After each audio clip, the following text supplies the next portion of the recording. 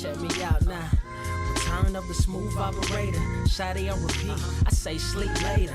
This another favor. Consider me your neighbor. Lost a lot of fam in pursuit of the paper. She gon' catch the vapors when we slide by. The way I speak my mind, it's like I peak my prime, but I ain't close. I cruise through the night air. Fantasy a dream. Real world is a nightmare. Like Claire battling the brainless. Learn to live shameless. Talk about me a lot, but claim that I'm nameless. You aimless. So I'ma style on them. They washed up. It's a rap. Throw the towel on them. Gaining miles on them. Otakus for the win. Tacos, it depend on the mood that I'm in. Like Finn when it's time for adventure. This some new blue. Get ready to enter my mind for a few.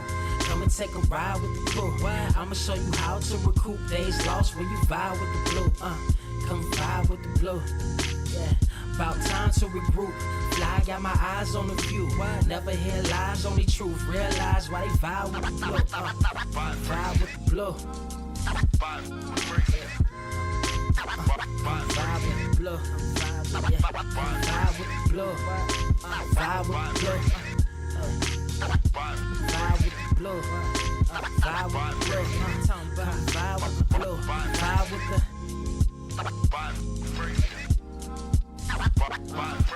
vibe with the sky. Wait, you know the rest. I'm blessed. I see you frontin' like you ain't impressed, but I still get requests. I'm playing Zelda on the GameCube. I quit spamming my music. Don't ever try forcing the links. That's a high rule. The wind waker, Mother Nature on my side too, controlling the elements. Go and check my avatar. I'm arrows ahead. Get the point moving forward. The battle scars accumulated over time are reminders of what I went through as a minor. But made me a grinder. The trees broke down for this loose leaf. If life's a game of death, I'm Bruce Lee. Ooh wee. Lose sleep on the regular, trying to get this word out. Then I crash nebula. Wish I had a very odd parent, maybe two, but it's cool. Everybody pays dues. Now it's time to make moves. Granny didn't raise me to lose. Think I'm in the mood for a cruise. Wanna ride? Come and vibe with the blue. Come vibe with the blue. Come vibe with the blue. Come vibe with the blue. Come vibe with the. Check this out, y'all. I'm back spazzing like the elderly. Worth of my cousin Beverly. Never swear away from the truth. Just ask Heather. Be weather, be tripping. Starting to look control like our destiny. Always give you the best of me until the death of me. My weaponry is a paintbrush. Hush, don't tell my secret. They get a hold of it. If you leak it, get it. It's cool. Got you covered though, look. But let me get back to that cool-ish, loose-ish. Why they still lying? They don't do this. Bad at board games, whole world clueless. Selling they soul for Roof Chris. Who's this honored fella? Need a sliced extra mozzarella. Crew fly, let God prepare us. Humanity born like they don't trust fun. Why you dodge to tell her? You don't know, but my odds are better. Life's a gamble, depending on who holding the cards. You can start living at large or it's bon voyage. Charge it to the game. Me and you ain't the same. I'm thinking bigger pictures. Why you still shrinking the frame? Ever blink in the rain? It helps when your eyes dry. Mob with the bright minds. Think you funny, wise guy? Midnight Marauder with a new tribe. Tired of the fake. Come and vibe with the blue sky. Come vibe with the blue sky. Why do you try? We get them high. Take them high. What I do? Come vibe with the blue. Yeah. Come vibe with the blue. Pass what up? Vibe with the.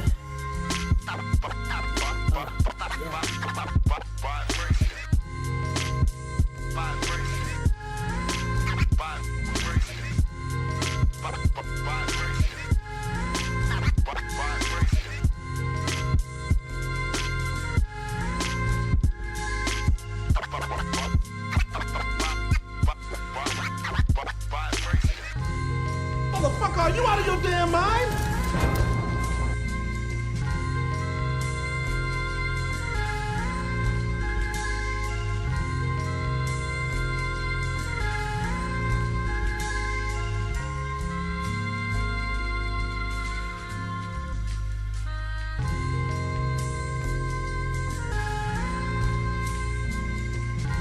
I have seen everything that has ever happened, ever will happen, ever could happen, and yet, what the hell is this?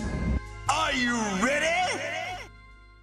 Word to wise, grass only greener when it's fertilized. Gave them truth in these songs, they prefer to lies. Destiny beautiful, adrift in her purple lies. You can't see me, you Stevie, wondering how I reach more evolutions than Evie and make it look easy. Dream on, yeah. Dream on, Dreamweaver.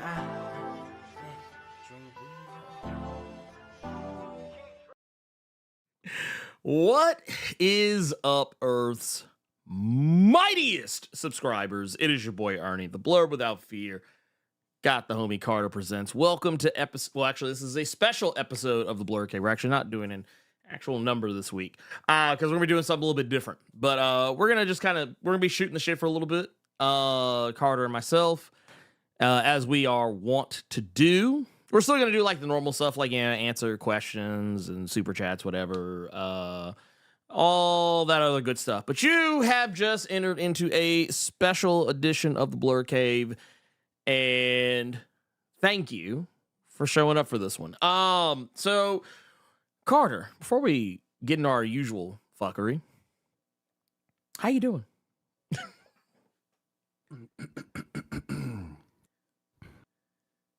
Mustard!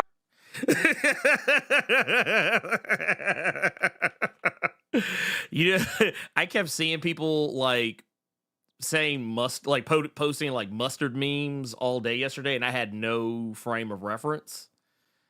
And now that I do, well, I get it. And it is equally as hilarious to me. It was the meme that like I constantly kept hearing and or not hearing, but and seeing, but like didn't have a clue what the fuck was going on.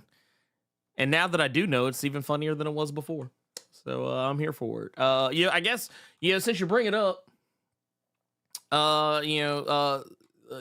Kendrick, K. Dot, Kung Fu Kenny has blessed us at the end of the week with a full ass fucking album. I also love that RDC World came out with a response like in almost no time. That was also equally hilarious. But yeah, just that shit was wild. I was actually, oh damn, this motherfucker got Luther Vandross on the album. Lord. Luther started singing and I almost fell out. Something I just noticed was the so I got YouTube up just for everything else. mm-hmm. I'm looking at the audio and it completely cut out me saying it. Oh. It completely cut out the rest of it. But y'all knew what I was saying. Shut up. Well, you know what it is? It's that noise gate. It's that noise gate, man. That's exactly what it is. Yeah, that's exactly what it is. That's funny. That's funny. Your noise gate is too strong. Too strong.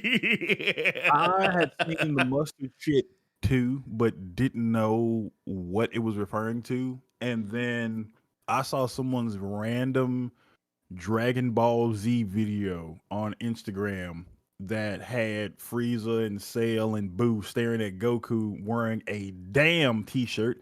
And Goku was all of a sudden African American. I didn't understand why. And then he turned Super Saiyan by screaming mustard. And that's how I knew what all that mustard shit I kept saying yesterday was about. But yeah. Oh wow. I'm doing good on this Saturday. We not dropping nothing. No. You ain't gotta worry about us dropping an album on a random ass day of the week. No, we are not. It's that is a hard no. I will tell you. You know how you'll be listening to one thing or like a YouTube video, and then it just auto starts another YouTube video. Mm-hmm.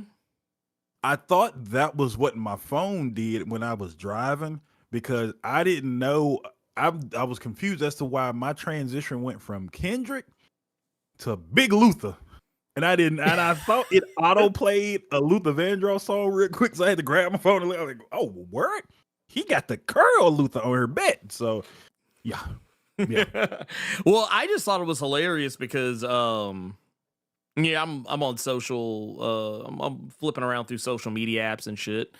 And someone that I follow, Tana Nariv, she was talking about it and she said, did I just hear Luther on a Kendrick album? And I was like, bruh, let's go. That like it was like I had been hearing like all the hype surrounding the album, but like it wasn't until right then and there where I was like, that's the one. I was like, that's the one right there. Actually, I want to see. You know what? Because it has become such a meme, I want to look something up. I have to do this for my own. I have to do this for my own personal edification. That RDC World video stopped me from reading my book this morning. Like, I'm just trying to get caught up on comics. And then I didn't know who the light-skinned dude was or who the dude was with the dirty breath. And then he said Wayne, and I said, oh, my God. And then they go to hit a song, and he flicks the lighter. Oh, my God, he flicked the lighter on the song. You're the GOAT, bro. Yeah, Stupid. It was stupid. Oh, God. Oh, yeah, because light-skinned dude, he was supposed to be J. Cole. It was like, well, okay. So the first light-skinned dude was Drake. I'm talking about the last one. The last I didn't know until the YouTube comments that was supposed to be J. Cole. Like, yeah, we know. Okay, yeah. That's what you are now, dog. Yeah, but I'm friends with both of them. It's like, yeah, you said that already. It's like, I almost fell out. You got two people that were down to fight. That were down for the competition. And when the competition came to you, you ran in the house, closed the door. Right? You closed the door. Just like last week, I said it before. Y'all cut on PAX 50. Y'all cut on Miley Cyrus' daddy and watch Doc real quick. Ooh, nasty work. Yeah. Actually, I almost kind of did. I'm gonna do something that's like incredibly stupid and out of pocket. But no, I'm clipping that mustard as we speak. To use at my leisure. So, but no, okay, I guess I should tell y'all what we're gonna be doing today. If you could not tell, if for whatever reason you could not tell from the thumbnail, yep. We are gonna be joined a little later. Not this hour, but the top of the next hour. Yep. We are gonna be joined by the good people at Dynamite Entertainment. For those are not familiar, the people that have brought to you not only the Thundercat series, but are also be bringing the Silverhawk series next year. Also got Gargoyles, the house that Red Sonja and Vampirella built. And I would also say that you could also find a lot of other pretty cool and awesome things over there too, because they got you could also it would probably be more appropriate to say now is the house that Boomerang built. Thank you. Okay. I was waiting on it. Because I actually got to take a peek at the Herculoids book that's coming up, and of course they've got the Johnny Quest series is out now, and the various different Disney related titles. They got like Hercules, the Disney villain stuff, Maleficent, and Cruella de Vil, Scar, so on and so forth, Hades. Let me ask you this, because I know you did the interview with the creative team for the Powerpuff Girls. Yes. And I just want to make sure that it ain't just me in my childish mind at times. Go off. Every time I will see an issue of the Powerpuff Girls, and the very first thing you see is the city of Townsville. Do you hear that dude in your ear? Yeah. You read it every time. Townsville. Yeah, no, I hear it every time. Every fucking time. Okay. Oh, yeah. Okay. Let me put some respect on it. I forgot. Also, can't forget about Space Ghost, because Space Ghost's still out here. Space Ghost still out here wrecking shop. Now I'm just waiting. Like, honestly, at this point, I'm just waiting for all of my favorite cartoon and animated series to like, I'm telling you right, I'm calling it now, dude. Y'all think I'm bullshitting. Marshall Bravestar's on the way. Y'all don't fuck with me. Don't fuck with y'all me. Laughed at me when I said all Dynamite is becoming. It's like a digivolution. It really is. It's a Pokemon evolving. It's Boomerang now. Everybody wanted to laugh at Carter until them books started slowly coming out. Like, oh shit! The day that I see, it's gonna be an just unnecessarily good creative team on a Johnny Bravo book. I'm gonna throw it in all of y'all goddamn faces. Each and every one of y'all. Every one of y'all goddamn faces. Each and every one of y'all. Watch what I tell you. Watch what I tell you. Well, I will just say that, like I said, once again, in case no one caught it with the thumbnail, we're gonna be doing a Dynamite claim sale here, which for me will be at the 1 o'clock hour, but it will just be top of the hour for whoever, because I'm not trying to figure out all those time zones. But that said, and for those of you who may not have been here the previous go round, it's going to be real simple. It's going to be real simple. Basically, the way it's going to work is Dynamite is going to show up with some books. I actually have the full catalog of books. It's going to be a lot of some of the a lot of the most recent stuff. Like, I know for a fact that the Gargoyles, Thundercats, and a couple of other runs that have like gotten really far in, they're going to be like doing a thing where you can get all of those. They're going to have, because they know that we got a bunch of X heads out here. They actually have a bunch of the Krakoa full runs that are going to be coming up that you can pick up. Yeah. Yeah, I'm sorry. But the good news is that, yeah, it's available to you if you should want it. And I think there's going to be some variant covers and maybe a metal cover, so some stuff like that in there. Like actually everything you see on this picture is all stuff that will likely be included, because I have looked ahead. I've looked into the future. And I see wait, who was it I just saw say that? The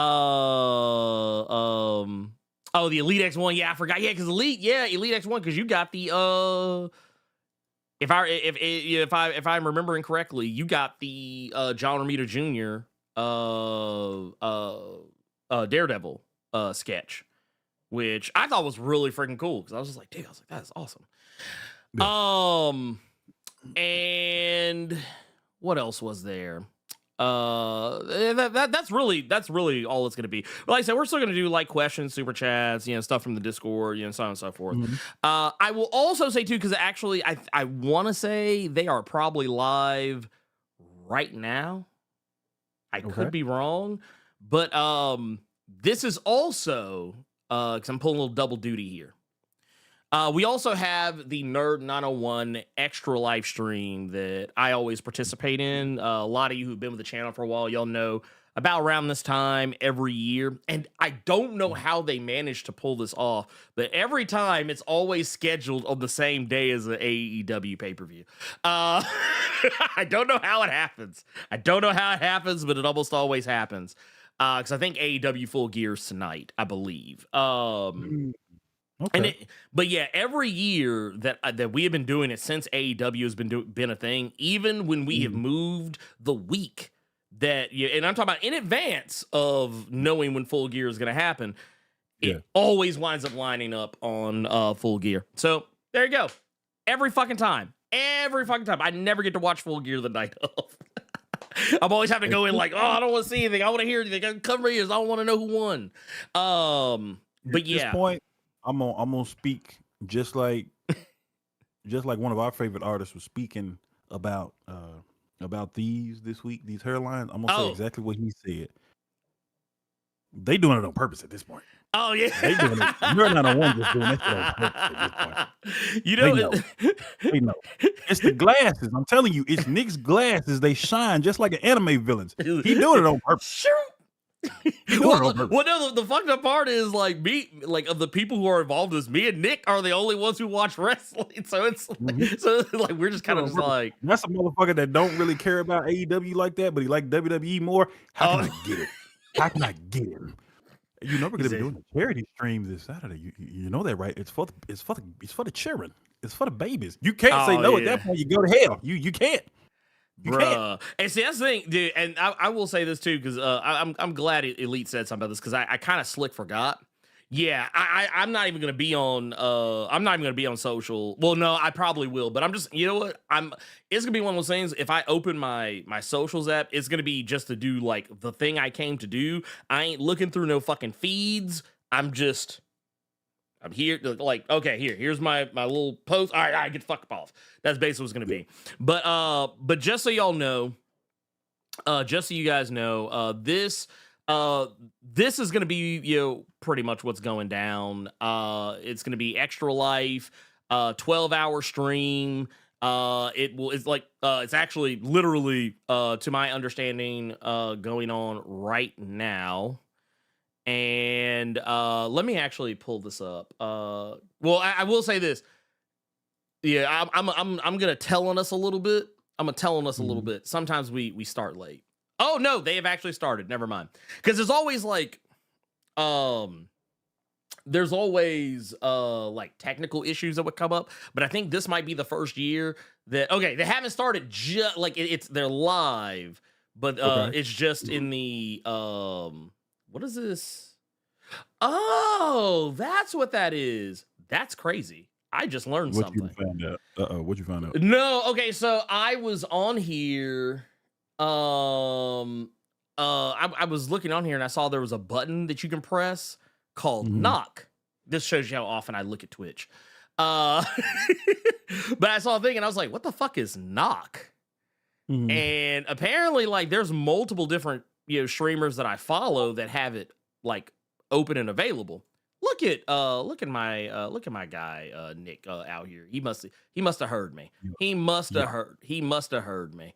No, because he had sent the link to our group chat. But no, I was looking on here and it looks like they might be getting ready to play Dragon Ball Sparking Zero. Is probably gonna be the first thing they might jump on. But we're gonna be playing all sorts of games. I guess I could pull this up so y'all can actually see what the fuck I'm talking about. But yeah, this is basically what's gonna happen is, yeah, they're live right now. They're just in their starting soon phase. But I will definitely say that if for whatever reason, if you want to help us out by because as I stated already, this is all gonna be to the benefit of Lebaner Children's Hospital. Just go to twitch.tv/nerd901. That's where you can watch the stream. I'm also gonna put the Tiltify the link and whatnot, all that shit. I'm actually gonna put all that in there and get that hooked up for you. But yeah, you can kind of see it on here right now. We're gonna be doing a lot of different stuff. We're gonna be doing our normal shit. $5 we'll eat like a nasty bean or spicy bean or whatever. $20 you get to spin the wheel of fun and pain, and whatever comes up we got to do it. There's also gonna be $25 for gross shots. It's literally some of the nastiest shit I've ever seen concocted, and we have to take that shot. There's also gonna be $30 if you want to throw an egg in. Well, you won't get to do it, but like he'll have to get egged. And $50, Adam gets slapped. Now, if you don't know, these people are the okay. I was gonna ask you that question. Was his wife gonna slap shit out of him again for one? I'll throw in for that. I'll throw in for that. That was hilarious. Well, I don't know. I don't know if Ashton's gonna be there for that one. I mean, I think no, she won't be there for that one because we'll be at we're not gonna be at Adam's place. But Gotcha. One of us will be there to slap him. Matter of fact, I'm not gonna be there, obviously, because I'm here. I'm not gonna be there for the obviously the opening of the stream, but I will, like, after the show is over, I'm gonna be heading over there, and I'll be there for the rest of the day and night because we're gonna be going to midnight Central Standard Time. So yeah, we'll be. Oh, go ahead. Yeah. So I got two things for you. One's a comment question, and one is a content question. Oh, go ahead, shoot. All right, comment question, because of fucking John Stewart in the chat. I hate you. He asked me if I'd looked up DC solicits for February, and I don't look at solicits. So I just looked them up real quick. I'm gonna send you some books. Just FYI, you gonna get some books from me in the mail. because one of the solicits is they're doing a deluxe edition of Dark Knights of Steel where it's all collected in one hardcover. Mm-hmm. I did not know that Philip Kennedy Johnson was writing Batman and Robin now, so I got that to look forward to. But yeah, the situation you did with Die for me, I'm gonna do that with Dark Knights of Steel for you, big dog. But I'm gonna need that deluxe hardcover with all of it in one. Hey, I ain't mad at you. All right, content question. Yes. This is coming from Aaron Session in the chat, who also gave you a $4.99 super chat saying, thank you guys for all of the content, Blerd Cave, NOC. Thank you for all the content you put out, and thank you for providing a safe space for POC LGBT community people. Get them likes up. Hey, anytime. Appreciate you. The question that they had, and that's why I said it was a content question, is it more beneficial? Is it more beneficial for you to be a YouTube member or a patron member? Which one will be better beneficial for you for the viewing audience and listening audience? I ain't forgot about y'all audio files. What's better? What helps you more? Patrons, the patron saints of Black comic geekdom, or YouTube? I mean, if you're asking which is better, I'm gonna say Patreon because I don't split. Like, okay, so let me pull the curtain back a little bit, kind of show you how the sausage is made. So Patreon, I get all the money from Patreon. Maybe minus like a service fee or something like that, but it's like very small, minuscule. It's not enough for me to notice. YouTube takes 30%. So whatever, and it's kind of the same way that I'll say sometimes on NOC or on here, I'll say like, if you want to donate to the channel, consider doing it through Streamlabs, because like with Streamlabs we get we get almost the entirety of what it is you donate, as opposed to like Twitch getting 50%, YouTube getting 30%. Like if you send, like, case in point, like if you if you super chat, which to be fair, I'll be brutally honest, because the way I look at it, a beggar cannot be a chooser. So I'll take whatever anyone gives me. So I don't have a I mean, there are things I would prefer, but they're like at the end of the day, I look at it, support is support. So I say whatever is the easiest way for you, that is the, to me, that is the best way. So like if Patreon is easier, cool. If YouTube is easier, cool. I appreciate the support regardless. You won't get any complaints from me. I know what else you'll think is cool, because I don't think you knew about this. Or well, at least I didn't know about this. Well, what happened? Did you know that Al Ewing was doing a Metamorpho book? Yeah. I saw it yesterday. Where'd I be? Well, I mean, the news it's brand new. It's brand new. You didn't miss anything. You didn't miss out on anything. It was brand new as far as I was concerned. The only thing that will shock me more than that is when Blizzard stops playing. Because I'm telling y'all, the Boomerang announcement is coming. All it's gonna take. When y'all see a Jay Lee variant for Ed, and Eddie series coming soon to Dynamite, okay? You ain't shit. Y'all just wait. I'm telling you. I mean, when you see Alex Ross, bruh, the Cankers, I'm just telling you, bruh. Wait, nah. See, you know what's gonna be wild is when we get that Marco Cicchetto, I would that Marco Cicchetto cat dog on the spot. I would die right there. Look, we go get that Marco Cicchetto.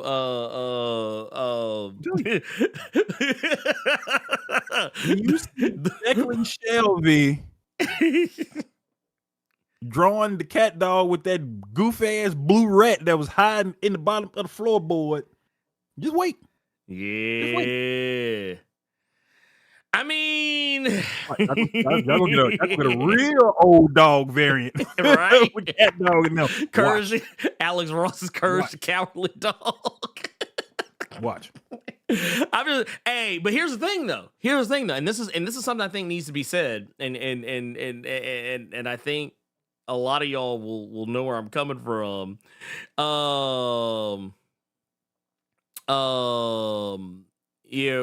For me personally, I think it's absolutely fucking awesome because in this day and age, I never thought I would be saying, hey, did you know there was like a Darkwing Duck comic and it's like legit fucking good?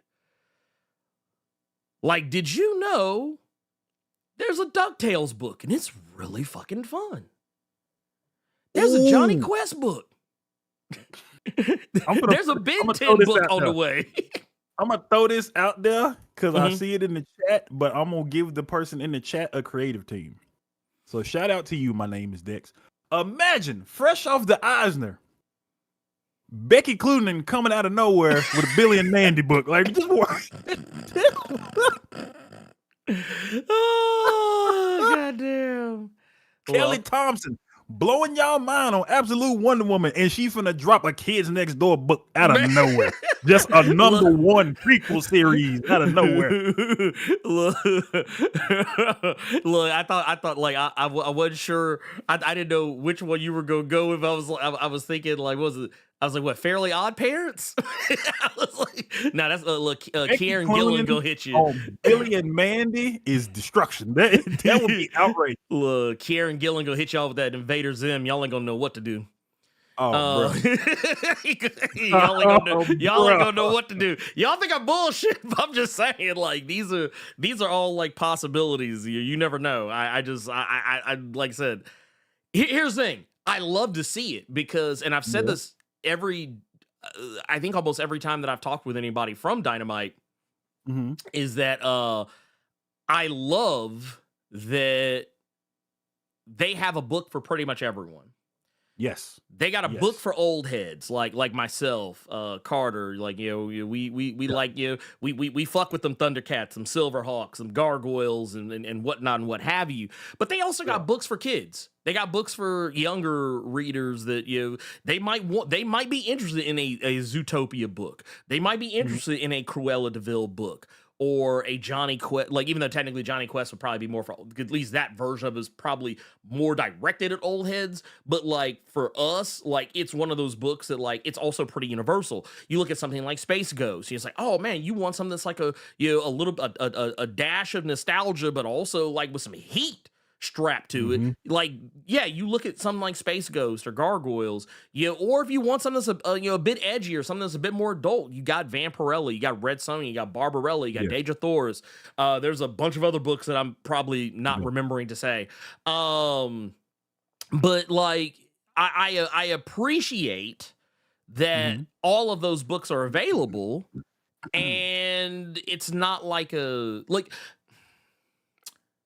I feel like when I first kind of really started going into, you know, the you know, Dynamite mode with my comics reading, you know, at the time it was really just okay, Red Sonja, Vampirella, yeah, and like there were other books out there, you know, that were coming out as well, but like those were like the two most well known. But now you can actually legitimately say, yeah, you know, Red Sonja, Vampirella, but also all these other books. And not only that, they still got other, like what was it, the King Kong book that I think just wrapped up. And I know a book that you don't know about. I got connections too, goddammit. Dynamite talks to me sometimes, and this is world exclusive. Dynamite has just inked a deal with Tom Taylor to write Chowder, bro. This motherfucker. Rada. Tom Taylor writing Chowder, bro. Good lord. Look, hey, wait. Tom Taylor, fresh off of his epic Nightwing.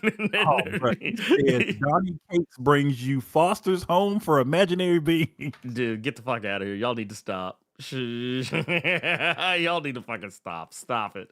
Also, shout out to Aaron, says thank you, I'm signing up for Patreon tonight. Thank you guys for putting me on Wonder Woman Tom King. Anytime. I actually need to, speaking of Wonder Woman Tom King, I actually need to get back on my recording shit so I can make a video for the most recent issue. Is that supposed to go? Is that normal Tom King run? Is that supposed to go 12, or is he trying to do like a Batman run for Wonder Woman?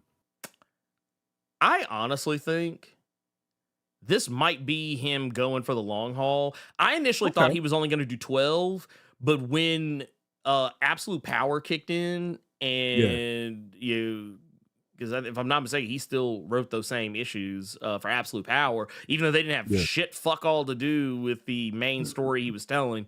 Like one of two things is going on. Either the story's going to push itself out a little bit longer, but I could see him going Batman on this one, like maybe trying to go for, how many did he do for Batman? Was it 50? It was 50. Yeah. Okay. He did 50 for that one. Yeah. Because I think now they're finally they're doing multiple different, like I think they're coming out with a book 1 of Batman by Tom King, little compendium thing, coming out with that. So yeah, he did 50. Technically the motherfucker did 62 if you want to go over the Black Label with the Batman Catwoman series. He sure fuck did. Because and that technically is like, it's technically like a sort of a, I guess, a continuation or like a deeper, I guess, look into. I don't know. That whole thing was kind of weird how they did that. But ooh, Donnie Cates' regular show. No. Stop. Al Ewing's Flapjack sounds disgusting, bro. Dude, oh my god. Or no, you know what? Can we get a Joe Illage's can we get a Joe Illage's Fillmore? Can we get that? Can we get that? Can we bring that back? So here's one common question I didn't think to ask you before we started, but I'm looking at the DC solicits and it just popped into my head. Did you read Shadow Cabinet this week? I did. So I did recorded a video. I think Robo is editing it as we speak. Say no more. We can wait for the video to do.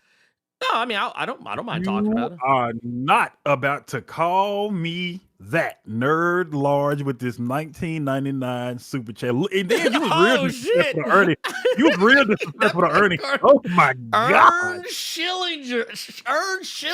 Oh god. What? Now I'm out here burning comic book thought bubbles and shit in motherfuckers' ass cheeks. Just said Carter Beeson. Jesus Christ. Cell block Blaz, oh Lord. So was it Tom Report addressed the lack of relevant black male X characters? What black X-Men besides the big three, Bishop, Sync, Prodigy, deserves a push? I mean, I always like to put on the cape for Shola and Kosei. That's the guy I usually will that's the guy I usually will try and put out there in front of people. I guess your mileage is going to vary as to whether or not you even know who the fuck I'm talking about.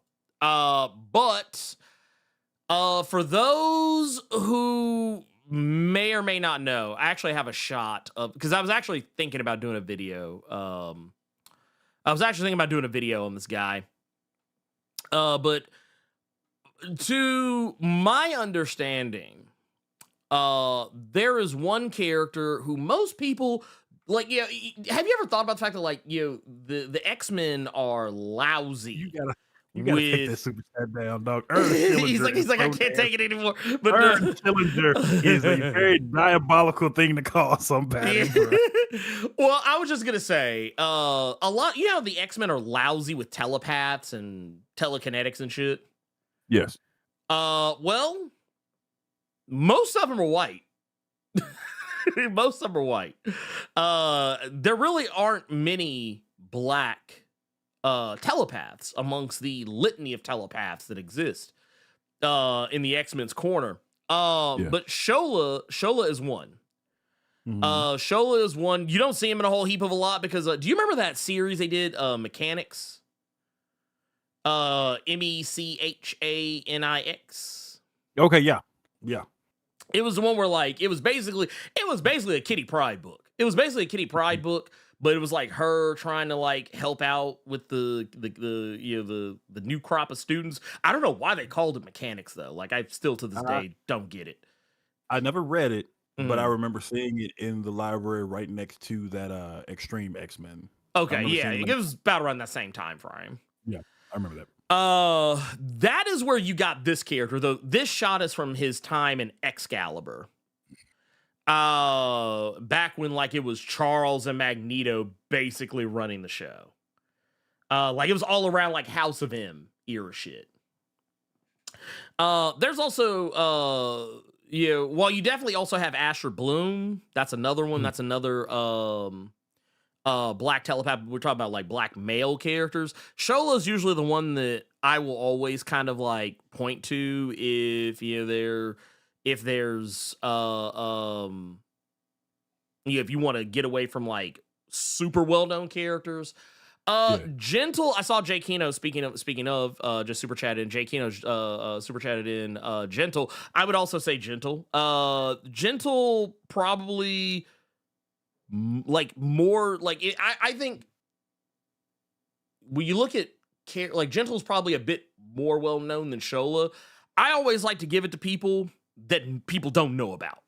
Like just because you got to get those characters, because you always have people say, "Oh, those characters aren't popular." It's because you haven't put them in front of anybody. Ooh, okay, so that actually, Go ahead. No, and I was saying Gentle has been on a few different mainline X teams. I think just people don't remember those runs. But I mean, yeah, he was in New X-Men, and X-Men Red, and some other shit. Though I did find it weird, he just mysteriously disappeared during the Black Panther X-Men Red timeline with John Ridley, but that's another story altogether. It's funny you brought that up because Tom Brevoort said that he said there's a general guidepost for development because he says he wishes there were more viable black characters when it comes to X books, but he says it typically comes down to which characters the writers that you bring on board want to write about. That is true. Do you think it's more hesitance and maybe some nervousness to bring a Gentle on a book? No, I think it is. I think it's just plain ignorance. Not ignorance, and I'm not trying to be nasty, but I'm just saying it's ignorant. Well, because I mean, all right, I'm gonna put y'all on game about something, and I'm not gonna name names, but I actually find it interesting sometimes when I have had interactions with people who have worked on X titles, and I have been told before that my videos helped put them on game about some shit that they didn't know. Wow. Or weren't aware of. Yeah, I remember. So that's a crazy thing, considering this is you all's career and livelihood, and it to me it almost feels like if you all are going to do a book, then you yourself would. Just going back to what you've said about Jimmy McKay, you yourself being at a Marvel or let's just keep it Marvel. You have to do the homework. So the fact that you yourself couldn't do the homework and looking up, researching, and had to go to this brother to my he on that right there. I don't know what side that is. I don't know what y'all see on YouTube. That brother right there. That motherfucker right now.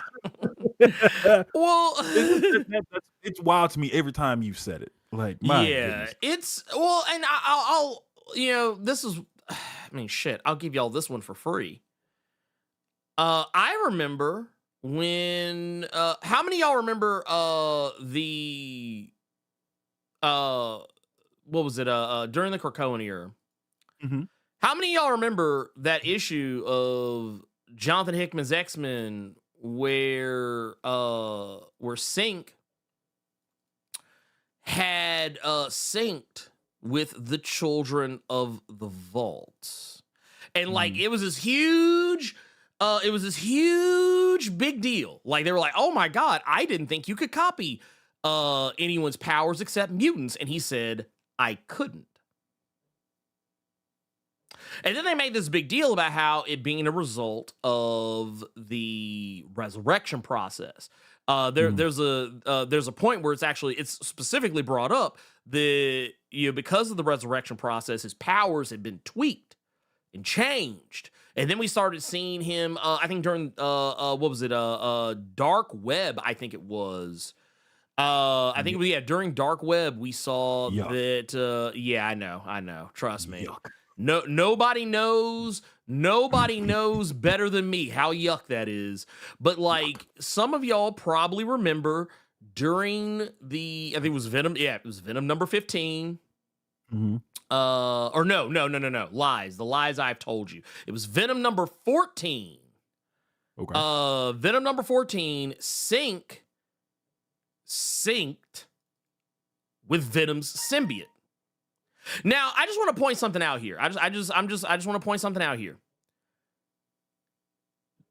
Jonathan Hickman's X-Men was not the first time that Sync ever synced with someone who was a non-mutant. It happened in Amazing Spider-Man number 437 years ago, back in Generation X's heyday.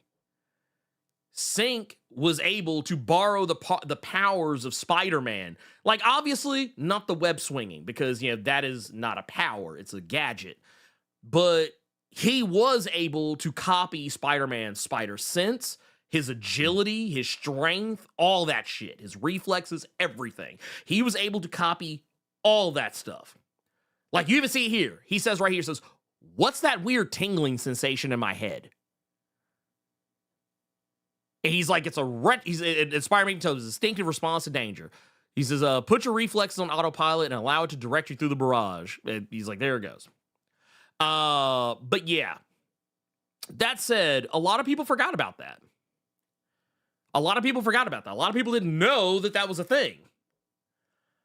And that's why in my video, I called it out. I said that I was like, I think maybe someone might want to tell Jonathan Hickman that, because I'm not trying to shit on Jonathan Hickman, but the way Jonathan, like, I just want to pull this image right up. I can tell that when Jonathan Hickman put this line in, he thought he was cooking. It was like that time where you go to your friend's house and your friend claim they can cook, and you ain't never ate anything they ever cooked before, but they talking to you like, oh yeah, man, I be out here burning. But then, like, when you get the food, you like, Yeah, you burnt it. yeah, it's burnt. You It's burnt the burnt, hell out all of right. it. This is, well, you know, like I said, you know, I don't know. I feel like maybe I feel like someone should have spoken to Tom King. Like, someone should have pulled him aside and said, hey, this isn't the first time. You know, but yeah, you know, like I said, I'm not trying to talk trash. It is what it is. Like, it is to be expected. You got to do your homework. That's the name of Yes. this bad boy on Spotify.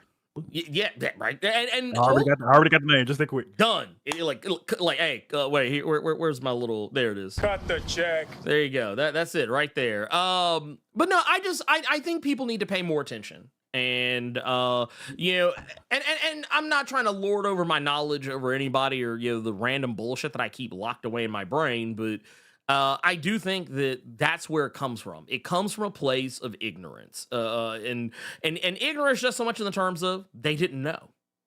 Yeah. Of course, they didn't know that there was like, matter of fact, you know what? We actually talked about this on Nerds of Culture not very long ago, about an issue of Superman, where Superman was completely flabbergasted by the fact that Steel's niece, also known as Steel, Natasha Irons, she liked this black superhero that Superman had never heard of. And he was like surprised that he had never heard of this superhero before. But the whole time, she was like, yeah, I know who he is. And then, like, when he started inquiring more about her favorite superheroes, it became this thing where it became very clear to him that when he was you know, going through all the different superheroes and trying to understand the like here. Actually, I want to pull this up because this is some nasty work right here. You just got to see it for yourself. You got to see this shit for yourself. Like you won't believe it till you see it for yourself. Also, real quick, shout out to Talali House with the Blerd Club Silver out here. Also, shout out with the $5 super chat. Says, Ernie, do you play Warhammer tabletop? No, I do not. I can't. That is too rich for my blood. He says, do you know / like the stories in the Warhammer universe? What do you think? That is, now that you have Carter and I both on. We both like the universe. We ain't playing them goddamn tabletop games. I remember all I had were the games, and I remember asking Ernie one day because we were playing, I think we were playing Vermintide. I don't think we were playing Darktide. Or no, he had gifted me Darktide. I was like, so do you play the actual like the Warhammer with the little like the toys, the little figures you got to paint? Nigga, do you know how expensive that shit is? Nope. I didn't know. So he starts putting me on game. He was like, that's why Henry Cavill can play it. That's because he got money. The Witcher paid for that. The Witcher paid for that. Man of Steel paid for that set. Let me tell you right now. That's how I knew that those things were. Yeah. We also got Gokon Sure His Baby's Father with 5 says, get a minority mutant telepath that mind they damn business. That's Shola right there. He minds his business. He don't talk to nobody. Real quick, I do want to get to this one thing because we are kind of running short on time, and we're going to have to bring we're about to bring in the Dynamite folks here about maybe 8 to 10 minutes. So I want to kind of run through this real quick, but and I want to use this as an example to say why I don't care about the fact that some people just write the characters they like or care about. Because I'm gonna be honest with you, I'm actually okay with white writers not thinking about black characters when they're putting together their teams for one reason and one reason only. You write what you like. And if you put a character, if you enforce a character upon someone, or if they enforce the character upon themselves because they want to check some fucking box, it doesn't end well. Like if Marvel came to me here, let me put this back. If Marvel came to me and said, "Hey, Blerd Without Fear, you love X-Men. We want you to write X-Men book."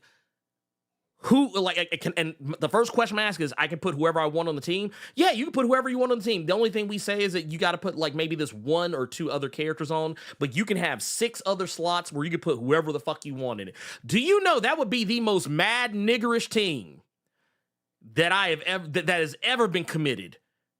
Has ever been committed to comic book pages.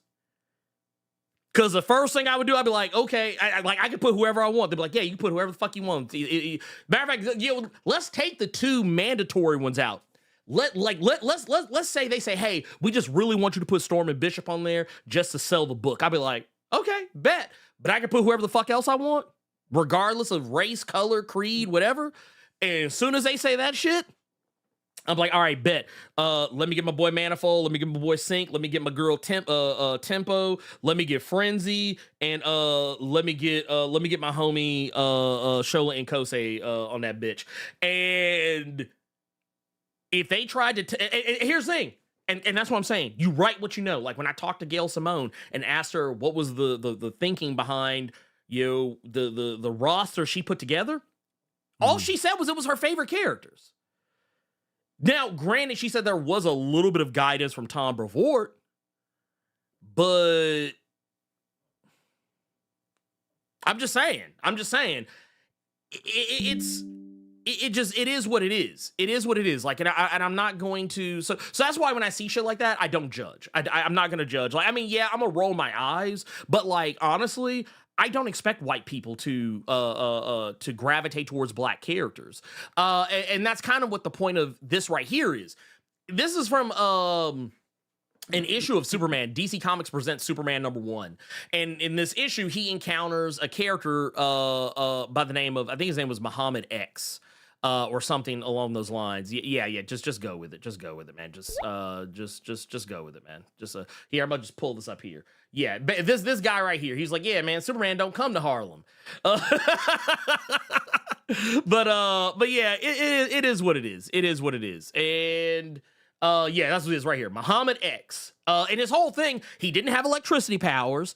He could change his density. He could phase through people or make himself incredibly dense. That was his whole thing. But let me get these out of the way real quick. But the point is, Superman was really struck by the fact that Muhammad X felt like, black heroes should be out there so that black people have someone to look up to, not just white superheroes. And Superman took that shit personally because he was like, "Oh, you're making it seem like I don't see color or that I'm racist or something like that, or some other bullshit." Though I will say it was kind of funny. I actually do want to just real quick. I promise we're gonna get back to it. I want to go back to this. But yeah, he says. He says, Muhammad X, I took the names of my two heroes. If you can't guess who those are. He says, and Superman tries to say, really? I know. He's about to try and say, I know Muhammad Ali. But he says, don't pretend to know anything about me. I took those names proudly and to honor men who have done more for the black cause than I could ever hope to. And then it goes on to right here. I think this is actually where it gets a little... This is where it gets spicy. He says, who did you take your name from?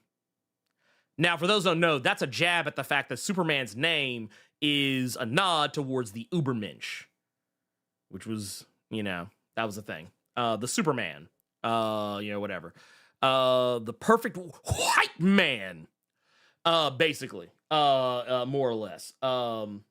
But anyway, go back. I can't go back up because I close it. I close it. What do you want? I like that it was, what's your name? Where's your name from? Crime stopped, bad guy caught. You can leave now. Superman, yeah, I'm finna go ahead and get up out of here. yeah. No, it was Superman was like, ooh. He's like, let me get up out of here. But this part's important. I got 3 minutes to do it because I don't want to keep those. I don't want to keep Amy and Jeff waiting. So let me cook just for a moment. But he basically goes on to say he asks Natasha Irons, says, who's your favorite? If you had to pick one superhero to look up to, who would it be? And she says Steel, of course, even when he's acting all weird. And then when he asks Stargirl, she says, besides me, she was like, okay, well, maybe you. And then Superman says, have you ever heard of Muhammad X? And then Natasha Irons like, have you ever heard of Batman? X is very cool. He does the job right. And the Stargirl's like, agreed. And then as she starts naming off heroes, now granted, a lot of these are characters that are just made up. To my understanding, none of these characters actually exist. But but she starts naming like Rush and Silence and Stoneyard and that new one in the LA Underground. And then he keeps inquiring further and further and further, trying to understand. And it's here, and here I want to get to this. So let's see here. Where did it go? I don't think it's in that one. It's got to be. Oh, I think it's in this one right here. So here it is. So he goes in, and Martian Manhunter has to put her on game and says, look, Clark, it's only natural that someone Natasha's age will respond to someone she sees as more like herself. And that's basically kind of like that was kind of my whole argument here, is that that's what they're going to do. That is what white writers are going to do. If you hire Tom King to come in and write the X-Men, he's probably going to, I'm not saying this is what he would do, but I'm just saying don't be surprised if his team is incredibly white. I mean, yes, we can still call him out for it. If Kieran Gillen puts a team together and it's the whitest team ever, which I don't think Kieran Gillen would really do unless he had to. Like, Kieran Gillen's pretty woke. Just to put that out there. But and we know Al Ewing's not going to do that. Al Ewing's going to field probably one of the blackest teams any white man has ever fielded. It just is what it is. But the thing is, you have to understand that people are going to write their experiences. And I can't fault them for that. I would rather them write their experiences than try and write some bullshit. Or case in point is how you get badly written black characters. So no, I would rather. So yeah, that's why when you get your Evel Ewings and your your Joe Illages, your Jeffrey Thorns, so on and so forth, your Victor LaValle's, you're probably going to get some more black, like case in point, Sabretooth book. Sabretooth book is one of the blackest, most niggerish books I never read in my life. And it's really just by virtue of the fact that it's an X book that has more, like the ratio of black people to white people is, like, at least as far as terms of the heroes, is higher than usual. Because you've got Necra, you've got, Temper. You've got Third Eye. Like I said, man, if you want, I'm sorry, it just is what it is. When I see black people when I see a black writer on the book, I expect black characters. I see white people in the book, my hope is not very high unless it's an Al Ewing or a Kieran Gillen. So that's all I'm gonna say. Point of the matter is, I'm about to bring the people in from Dynamite.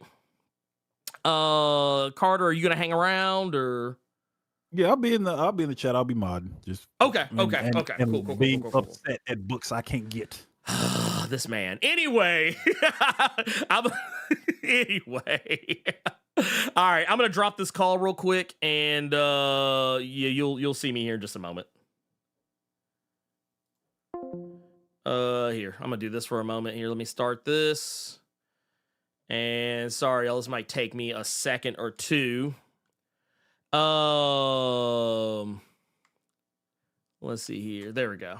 Ooh, wait, there it is. There we are. Okie dokie. There we go. All right, let's see. We're jumping in and oh, wait. Oh, let me mute this just for a sec. Just don't get the echo. There we go. Oh, there he is. Hey, what's going on? How you doing? Oh man.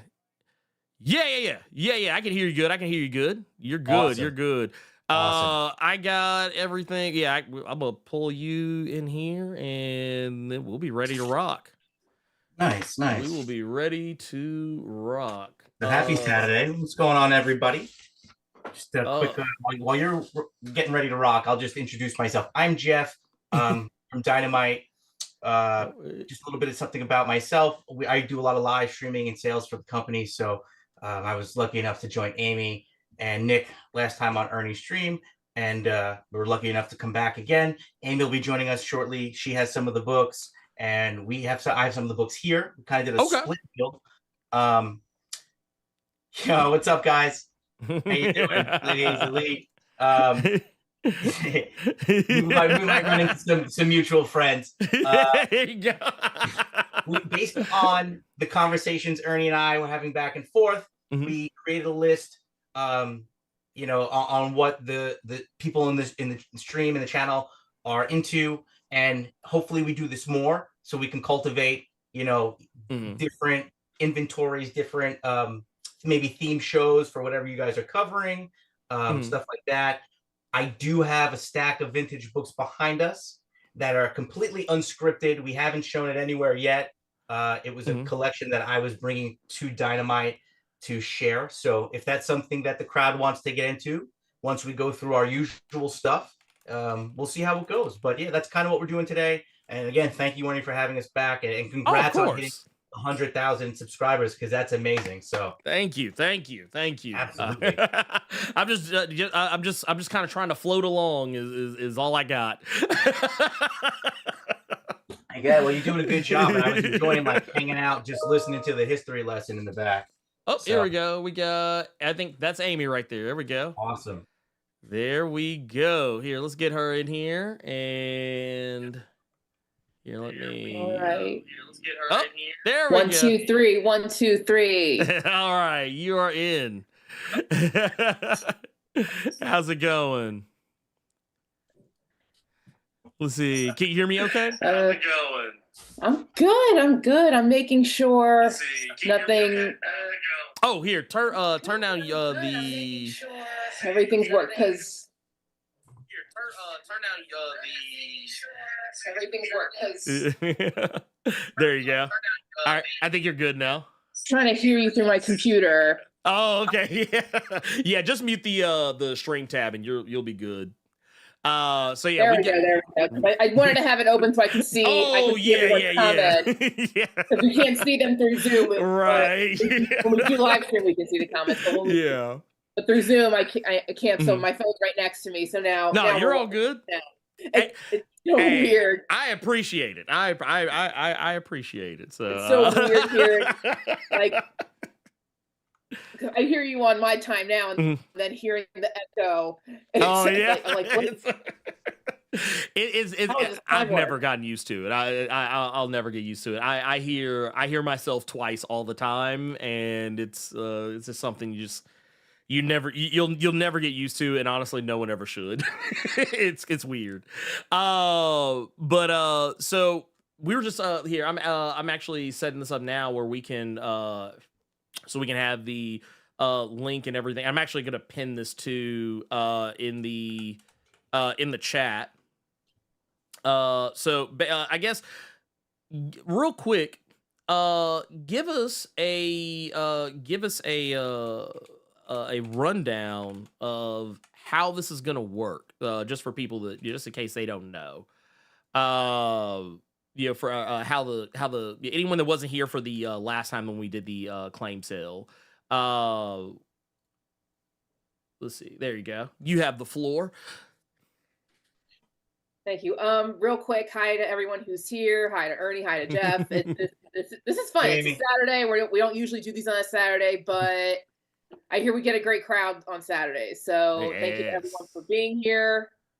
And yeah, me and Jeff are from Dynamite. And previously with Ernie, we had a nice lineup of cool stuff, whether it was ratios or commission cover art, CGCs, a whole bunch of stuff. And how it works is really simple. We're going to show off different stuff. We'll say how much they are and everything. And then Ernie's going to put up a link to the form. So you click, it's really, really easy. You click the form and you fill out all the info you got to put on there. What your name, your username, your email, especially your email, because that helps us contact you directly about stuff. Yep. The email, your shipping address, and what you got. Yep. And then Monday we're gonna invoice. We're gonna break it down. We're gonna invoice you for what you owe us. We'll send it right to you. And depending on how much stuff you get, like last time we did payment pals for people, which really helped out. And we are more than happy. We usually do PayPal, I should say. We usually do things through PayPal, but if someone prefers a credit card, we connect you to accounting. We work it all out. And we pretty much ship anywhere in US. We ship outside US, and we work out the shipping with you. So that's really what I tell everyone in all the shows. Like, please fill out the form so we can contact you. Sometimes people forget, and we want to make sure you get your stuff. So and the form is also great for just questions in general. Like, oh, do you guys have this Venom book or this specific art? Like, so yeah, they're also great for questions. Yeah. And even in the comments, you can ask questions in the comments. And I think that's good so far. We also have our emails up if you want to just ask questions to us directly. So I think that's it. Jeff, did I miss anything? I'm trying to replay everything. You checked every box there. I mean, I think the biggest thing there is, as far as like the requests go, we're limited to what we can kind of bring back here. So if there is anything that you're looking for, please let us know. We're not limited to the Dynamite stuff that we have here. So shout it out, guys. Again, if there's a run that you're looking for, boom, let us know. And like Amy said, claim it, fill out the form, and just be very detailed and specific as possible if you could. That just helps us invoice everything and move the process along of reconciling and billing you guys as quickly as possible. Hey, I love it. So I guess let's go ahead and for those that know, the link is actually pinned to the top of the chat. And it's actually going to be on both on both sides of things. So like I said, it's going to be in the description. It's going to be links in the description in case you want to look down there.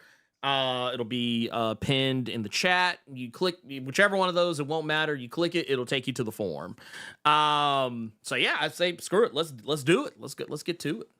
Yeah. I guess before we get to the rest of this stuff, we just want to let everyone know if you put in an order today, you're going to get an exclusive Dynamic Forces item. Oh, we'll make yes. it a surprise for you. Yes, and that's posted. We have that posted there to the top, guys. Mm-hmm. Go ahead, Amy.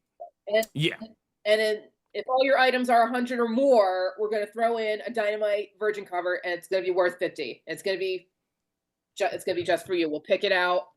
Minimum value. It'll be another surprise. We won't tell you which cover it is, but it'll be a nice surprise. Hey, Ernie, is there any way real quick to kind of just zoom back?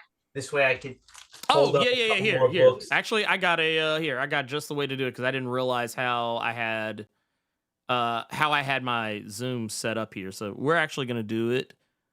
We're gonna do it like this. Let me. Thank you very much. No problem, no problem. This is what we do. This is what we do. So I'm actually gonna put.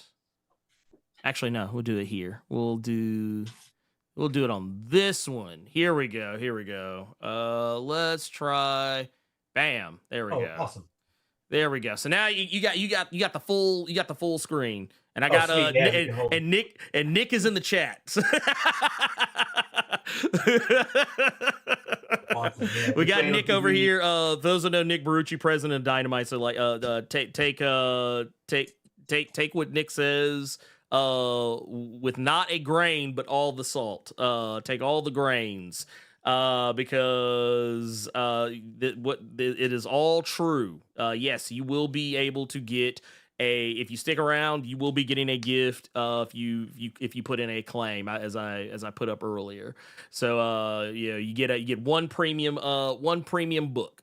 Or some other incentive. So yeah, go ahead, show off what you got, Jeff. So real quick, we'll just start with this. We got Thundercats 1 through 10. And this is again a pre-order because this comes out this week, guys. Mm-hmm. So this is the pre-order for that. So that's a complete current run. Sorry for that little glare, but these are all higher grades, right? Fresh. Love it. We do have multiples of these, guys. Yeah. Back a little bit, Chitara. Yeah. Take that. Take that. Love it. Love it. So awesome. Again, Nakayama, beautiful covers. Such a fantastic artist. This is probably one of my favorites. Oh yeah, Thunder Tank. Yeah, I like that. Chasing them down. How much for all 10? Monumental Comics, great price. Cover price, so it's going to be $50. So we have 10 of these available, 10 sets. If you're interested, that's it. You let us know. Say claim Thundercats. Send us the invoice. Mm-hmm. Again, and it's the pre-order because this doesn't come out until this Wednesday, but we wanted to be able to offer that. So this is my only copy in hand, but this is great, guys. So Thundercats 1 to 10, 10 sets. If anybody's interested, we got a claim. That's a Thunder run. There it is. Monumental Comics. $50, guys. So we'll show that off. Love it. Awesome. Thank you, Monumental. We'll put that there to the side. Mm-hmm. And we can just keep going with. You got to go Chitara right next. Oh yeah, Thundercats Chitara. Yeah, we're gonna do it. We got to do it right. If I could read where I made all these Post-it notes, and I got I'm not even joking. So before we left the office the other day, I was having a conversation with Alex, and he says to me, because you should put Post-its on the top. And this morning I took time to put Post-its on everything. He'd be so proud of what he's seeing, and I can't find the one set that I want to find right now. It's like you did all the right stuff. I did. I'm gonna take a picture of this. He's gonna be so happy. Do you have to see that? Do you have it? Yeah, whatever I don't have, you have, and vice versa. But the wildest thing is, I made a label for Chitara. So there you go. So I'm done. Turning it up in my box. So Happy Saturday, everybody. Yeah. So I guess go ahead and show off. Go ahead and show off that Chitara. I want to say this first one is the Souza Micah cover. Mm-hmm. Oh yeah. Great cover. So we got the first 4 issues of Chitara. But wait, hold on. I gotta jump in real quick. Oh We can give you number 5. Oh yes. Because that just came out. Mm-hmm. Let me double check and see if it's in here. It might not be there because that was an issue that just came out, right? So if you guys want 1 through 5, and I'm sorry to jump in, Amy. Same thing. 10 sets. We do $25 for the 1 to 5. So just claim Thundercats Chitara 1 to 5, so we know at $25, and we'll make note there. We just don't have that cover. I'm sorry, Amy. Oh yeah. Oh, also real quick too, because I think Monumental asked about the Plastic Man in the background. Okay, so you know what we'll do, Ernie? we have something here that was just, again, this is my office at home. Mhm. I'll speak with Nick. Maybe the next show we do, we bring you an exclusive collection. Ooh. And we can make an event out of it, like we were talking. I love to see it. That's not modern and stuff like that. If you're okay with that, I'll come back on a Saturday if you'll have us. Hey, look, y'all are always welcome. Y'all are always welcome. So, monumental. Book the date, and we'll talk about that. Go ahead, Amy, take it over. All right, go ahead, Amy. Did everyone get to see? Yeah, I think we got to see that. It was the other. I think we saw that one. It was the 3 and 4. I think we didn't get to see. Yeah, there you go. Yeah, out here. Love to see it. Love to see it. And then what? I guess for what would be the going rate for that set? Well, like Jeff said, like we might just have 1 through 4 on us. If you just want 1 through 4, it's 20. But if you want the 1 through 5, we'll make it just $25. Yeah. Okay. All right. Bet. Okay. And if there's any other like singular issues you need, right? If your shop wasn't able to get a cover A or a certain variant that you see in the back, please, again, like Amy had mentioned, fill out the form or post it in the chat. Chances are we can find that for you. You know, and no markup, whatever the cover price is, 5, 10, 50, whatever. So we can find it. Okay, bet. So like I said, don't forget, y'all. I'll say it again. Top of the chat, link in the description. The hit that claim link. Whatever it is that you want to get, whatever anything you see, make sure you list it in that claim form. Because that is gonna be the best way to get your claims out there. So make sure you do that. And yeah, I guess what else we got? We've gotten the full run of Thundercats thus far, full run of Thundercats Chitara thus far. What else we got next on the list? Yeah, Amy, what do you think? You want to post something up? Like you double, I'll double up, and we'll go back and forth, or Ernie can call out whatever he likes on that list as well. You know, yeah, again, like I got it pulled up. Gargoyles earlier. Oh yeah, Ernie, I love me some think? gargoyles. Gargoyles it is. Gargoyles, let's go. I love gargoyles. All right. Well, as it so turns out. So this is 1 to 12, and a user error on my end. I forgot issue number 8 on my desk. Oh, see, you can put me in timeout. Timeout. Yeah. All right. Look, look. We're gonna have to ding you for that one. Totally fine. That is. Here, I'll give you a deep cut to what you were saying before. I want a mutant Puerto Rican mother who, like, her power is like a regenerative chancleta. Yeah, so there you go. Just fire away. So, like, if right now we mess up, that thing is just incoming. Look, and it has like a 50 mile it can hit anywhere in a 50-mile radius, just without error. That's it. It's like Boomerang, or Captain Boomerang. If he was my mom. That's perfect. Okay, so back to the gargoyles. I'm in timeout. This is 1 to 12, so that's a complete set right there. Amy, what's the price on that? Because I don't have my sheet. These again, we base these on cover price. So 1 through 12 is $48. Excuse me.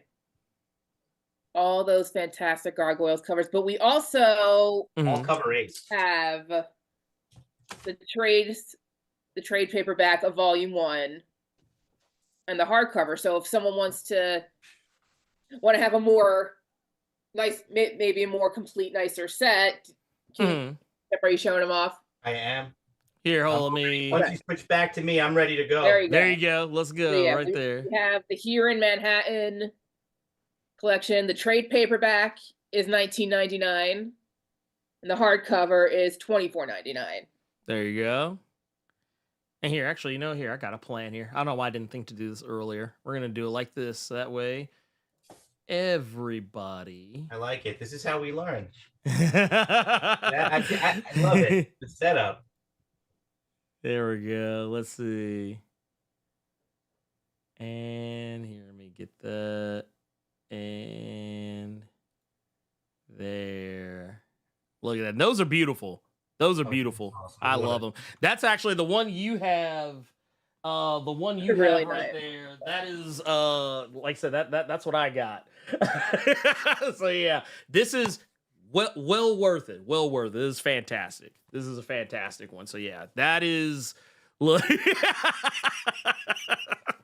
Yeah, no, Screwface, no soft back trade papers here. You like we do them. We do just trades. We know what to call them. Love it, absolutely love it. Ah, dude, those are so beautiful. Those are so beautiful. Like I said, if y'all have not read Gargoyles in the chat, you need to do so. You cannot tell me that you are a Gargoyles fan and you are not reading this book. You need to be reading it. Not only do you need to be reading it, you also need to be going and checking out because, to my understanding, not only, I think these are some of the variants in here. Hold on, we'll show some. Or I think, oh no, wait, that was okay. I thought one of the ones you held up for whatever reason. I thought it was a variant. Well, we do have a couple variants, some medals. Oh, okay, yeah, all right. That's these are $100 a piece. I have issue number 1. Oh man. Issue number 3. Trying to get rid of that glare. Is that good, guys? Yeah, I know. Yeah. You got it. You nailed it. Oh man. Okay. Right? And then issue number 4. This is arguably my favorite. That one is beautiful. That one's beautiful, hands down. David Nakayama, beautiful work. Right. David doesn't miss. David does not miss. He does not miss. That is so good. So we got those 3. They're $100 a piece, guys. So if you buy one of these, again, you'd be eligible for that $50 premium throw-in, right? Boom. Oh my god, yeah, dude. Oh, that is so. And I'm beautiful. sorry, they all beautiful. come in COAs, right, Ernie? And yes, they're all limited. So there you go. I'm about to say this one because how many is it? Like, is it one a piece? It's just one each, right? Of each, like there's only one of each of those, right? Well, right now, Medals. I think, for the medals. I might have 2 available. I have to check with the warehouse. I think that's what he told me, but they're limited to something. I want to say about 100, from what I understand. Okay, got you. At the most, but oh man, yeah, that might be y'all. We might have to fight. These are pretty good, guys. So. we might have to scrap if someone else in there wants it. We might have to trial by combat this because I might have to get it. I didn't see this one. Oh man, okay, yeah, that's y'all. That is, oh my god, I'm not gonna lie, dude. That's so basically David Nakayama should always be in metal cover, like every time, like every single cover, every single time. But they translate well, right? That's the thing. Yeah. There's some covers that might appear kind of dark and reflect the fallen covers. They just translate well. They display really, really beautifully. Like, you know. So, I'm gonna give a pro tip. I'm gonna give a pro tip to people in the chat because I just saw Monumental Comics say something. So here's the way I do it. I just keep a list. I make a list of everything that I would want, and I just keep a running tally of it, and then just submit it all at once, just because I'm weird that way. But yeah, if but yeah, you can just submit another one because I did that too before. I want to show off one more Thundercats medal. Well, this is specifically Chitara, but this was just the second cover we were showing off. So this is available too. Anyone wants this? I'm gonna bring this because I'm gonna set it to where everybody will be able to see you both at the same time. So let me set that up a little bit better, and hopefully, why is it doing this so weird? I just there we go. Nah, it's a way that I have everything set up because yeah, I'm a weirdo. That's there we go. I'm gonna do it like that just so everybody can see everything. There we go. Yeah. All right, we're getting in there. We're getting in there. I'm figuring it out as we go along. I'm actually gonna make separate ones for both y'all here in just a sec. But yeah, if y'all can see that right there, that is the metal Thundercat Shatar. That's the first issue. Is that the first issue? Yeah. So yeah, which by the way, absolute heat. That cover looks beautiful. Beautiful, just absolutely gorgeous. And then did we let's see. What else do we have any? Did we have any other did we have any other metal? Oh yeah. We have plenty of other medals that we can show off. We want to say what titles we have, and we'll let you guys want to see. Yeah. Let's see. Do we gotta like hearing from the audience too what they want to? Yeah. Put it out there, y'all. We've got. What do you got, Amy? We've got a couple Red Sonias. We've got Darkwing Duck. We've got Powerpuff Girls. We got a Vampirella medal. We have a couple Terminators. Anybody's interested? There's the Red Sonia one. Oh yeah, that and that's because I got the Vampirella one. So there's the Red Sonia. Yeah, that might have to happen. And these are actually Vampirella, Adventures of Vampirella, and Red Sonia. Those books specifically, we have down for 50 today. So yeah, well, I will say they both have a little ding on it, so it's tough with the metal. So that's why we're at that. Because again, these are typically all $100 a piece. Oh wow! Those are your Terminator medals, right? Declan Shalvey covers, and those ones are still 100. Yes. Oh wow! Yes. Oh, I love that one. Right, and I love that one. You're Ernie. I was going over the inventory in real time. I have 3 of these available right now. Okay. All 3 right. of each. So, guys, if you wanted set, there's 3 sets. They're $100 a piece. They will come with COAs. Issues 1, issue 2. I'm trying to work on that glare. You don't want to see my face. Yeah, as I say, this is I'm gonna echo because Nick was directly in my head when he said this. Right here, yeah. If you're Terminator fan, there's no excuse. You need to be reading this because it's fantastic. And also something that I don't think. I know I've heard Sal talk about this. I've seen him making the rounds. But yes, backup stories by Sal from Comic Pop. Your guy, my guy, Sal, the Sal from Comic Pop has backup stories in Terminator. So if you, like I said, if you go, if it wasn't already enough that Declan is cooking on this story, then I think it's you should definitely. If Sal don't get you in the door, Declan will get you. I don't know what to tell you. You need to go get in the door on that one. Go and get on this. Trust me, you will not be sad about it. Look, all I'm gonna say, Ernie, is when that first issue, when he kicks the door in, I'm like, it's on. It's on. And there was a moment of hope for the old man, and then he just, I love it.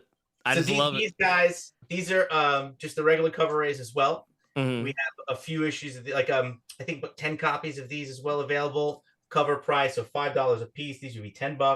So $10 for the regular cover A's, and then $100 each. So it would be $200 for the medals of one. Okay. All right, guys. Got you. So yeah, that, like I said, that is, like I said, just go look at these things. Go check these things out, please. Yeah, I promise you, it's such a good read. Such a good read. So claim that Terminator if you want it, guys. And then I'll show you a few of the other medals that I have here. Red Sonia #1. That's a nice Jenny Frizen. Oh, yeah. Okay, yeah. Here, we had to bring a Jenny on for you. Here, actually, let me try. I want to try some now. Here, we're gonna. And then we had to throw up the Vampyverse. Oh yes. Oh yes. Adam Hughes, right? You guys know those 2 artists. Love it. That's what I have for medals here. Amy, I know you got a couple on your end if you want to show some of those off. Absolutely. How about we show off some of my favorite little superheroes? Oh, Got yes. the Powerpuff Girls. This is issue number 1, the metal cover. Mm-hmm. Issue 2. Love it. Love it. And issue 3. Love it. I like that cover a lot. Yeah, that's actually, I think that might be one of my favorite ones out of The that. pink pops. Great, especially really in the pops. metal. It's so much. Yeah. The more colorful the metal covers are, just like the better they look. Just, I love them.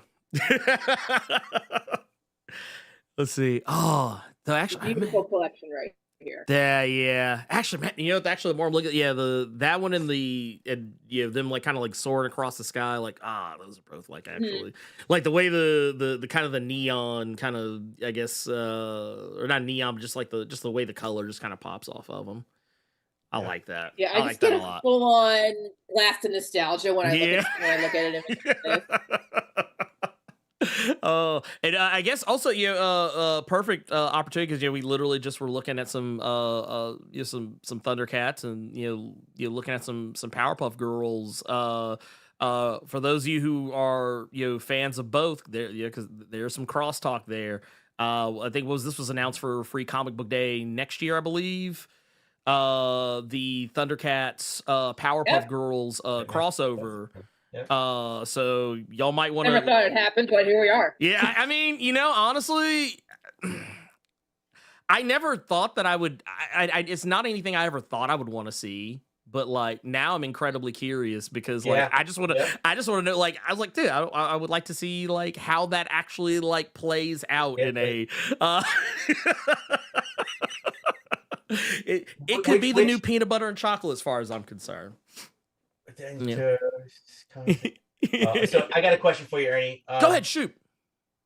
Which characters are you most excited to see interact between the Thundercats and the Powerpuff Girls? I feel like it'd have to be Snarf and someone. Who? So I would love to see Snarf interacting probably more with like Bubbles than anybody else, but really like most of the interactions I think that would be like the most interesting are all gonna like be Bubbles and somebody else. Like how do you put Bubbles in the same room with a Chitara or Panthro or I feel like not only that, all Thundercats villains, I feel it's weird because completely different universes, completely different themes and everything. I feel like they all would fit like almost too perfectly in a in a Powerpuff Girls universe. So I'm actually curious to see that too. But yeah, I think definitely I'll definitely like. I would actually really like to see Bubbles and Chitara. I think that's the one. I think that might be the one. Very cool. So, Amy, what other Powerpuff Girl stuff do you have over there? Ooh. I believe we have. I think we're up to date with. We have 1 through 5 right now. So we have that collection if anyone's interested in issues 1 through 5. Mm-hmm. And I'm very happy to say like if you're a Powerpuff fan like I am, they are 100% worth having, worth reading. Yeah. Paulina's lights out on the art for that. Kelly Thompson just writing fantastic stuff. Paulina takes over writing for 4, 5, and 6. So her first 2 issues are out now, and they're fantastic. And she's doing the Thundercats crossover too, if I'm not mistaken, right? She'll be writing. I want to say yes. I just want to double check my double check my notes for that before. Did you see what Nerd Large said in the chat? We need a Thundercats Gargoyles crossover. Hey, look, I'm not saying that that's on my wish list, but it is on my wish list. Say it out loud. Let's manifest it. I gotta put it out there. Look. I'm a man of simple taste. If you put Thundercats and Gargoyles in the same place at the same time, I'm going to buy it. If you put, I tell you, look, there's two. Look, since we're manifesting right now. Give me my Silverhawks and my Thundercats, sometime later next year. Give me give me some Gargoyles and some Thundercats, sometime soon. And I don't know, maybe I don't know, maybe and maybe a Demona, maybe a Demona spinoff or something, maybe a Panthro spinoff. I'm a man of simple taste and simple pleasures. Can we call this the Nostalgiaverse? Hey, I'm here for it. I'm here. Can we just do this, Nick? If you're listening, let's go Nostalgiaverse. Throw it all in one massive crossover. Well, yeah, series event. Hey, we style. Carter and I both often joke that as far as we're concerned, you can mine all our nostalgia. This can be the new Boomerang verse for all I care. I'll read all of it. So you had me from the word go. All my childhood in one spot in a comic book format. I'm not gonna turn that down. Yes. Oh my gosh. Well, childhood. That's a good segue. So we do have some childhood nostalgia, I think. Darkwing Duck. I know we have Darkwing Duck #1 4-packs over there. Okay. Yeah, some Darkwing Duck medals too. This box over here, like books keep you try to keep both sides up, and they both keep clashing with each other. But yeah, we have a really cool Darkwing Duck pack. IDW did, G.I. Joe, Men Mass, that Revolution. Fun. If you really just want to mess everybody up, just grab Turbo Teen. Nobody's using Turbo Teen. And you could actually just make that into like a straight up horror comic, because it's terrifying to watch him turn into a car. It's like Cronenberg levels of weirdness. Before I forget, the Powerpuff set was $25. If anyone wanted the Powerpuff collection, it was $25. And we have 10 sets of those available. So first 10 people, you can claim Powerpuff 1 to 5 for $25. So for a Darkwing Duck 4-pack, now this is really special. If you can look very closely, this is the purple foil cover. We have the gold foil cover. Oh, okay. And then it's the regular classic cover. Yeah, okay. Then we have the David Nakayama cover. Another home run. All his glory, and you can have all 4 of these, and they're all issue #1, by the way. So they're all you can have all 4 special covers for $48. Yep, nice little 3-pack, all 3 different variations, and then the cover A. It's amazing. Correct me if I'm wrong, because I just saw someone bring it up. Isn't there a when all the stuff was announced, like at New York Comic Con, I think it was. I know there was Herculoids because Tom's doing that one. Was there a mention of something Thundar related? I feel like Amy would know better than I do. I don't remember. I remember there was like a lot of. To say yes, but I don't know what the exact. I don't want you to commit to an answer. That we're not. But just I can't commit to an answer. There were Alex or Nick in here. Yeah, there were so many different things that like got announced, so like it all kind of became like a blur to me. But I distinctly had remembered that I knew Herculoids was a thing, and I'm almost pretty positive there was some mention of like I think in Silverhawks was also mentioned, I think back then, and like in a bunch of other stuff. But like all of it, I kind of like I actually wondered if I was like in a fever dream, because like I just couldn't believe any of it until like until I got the email about it. I was like, oh, it's real. I was like, it's real. It says we are doing Thundar. Okay, Thundar. Okay, yeah, so there we go. So we can't confirm that. So it was not me like having a fever dream. It was real. So that okay, I thought maybe I had dreamt it up. Falcon Dynamite. Let's go. Look, if someone could just get me, can we, Nick, since I know I have your ear right now, can I get some Marshall Bravestar love? Can we get a Marshall Bravestar out here or something? I just want to see.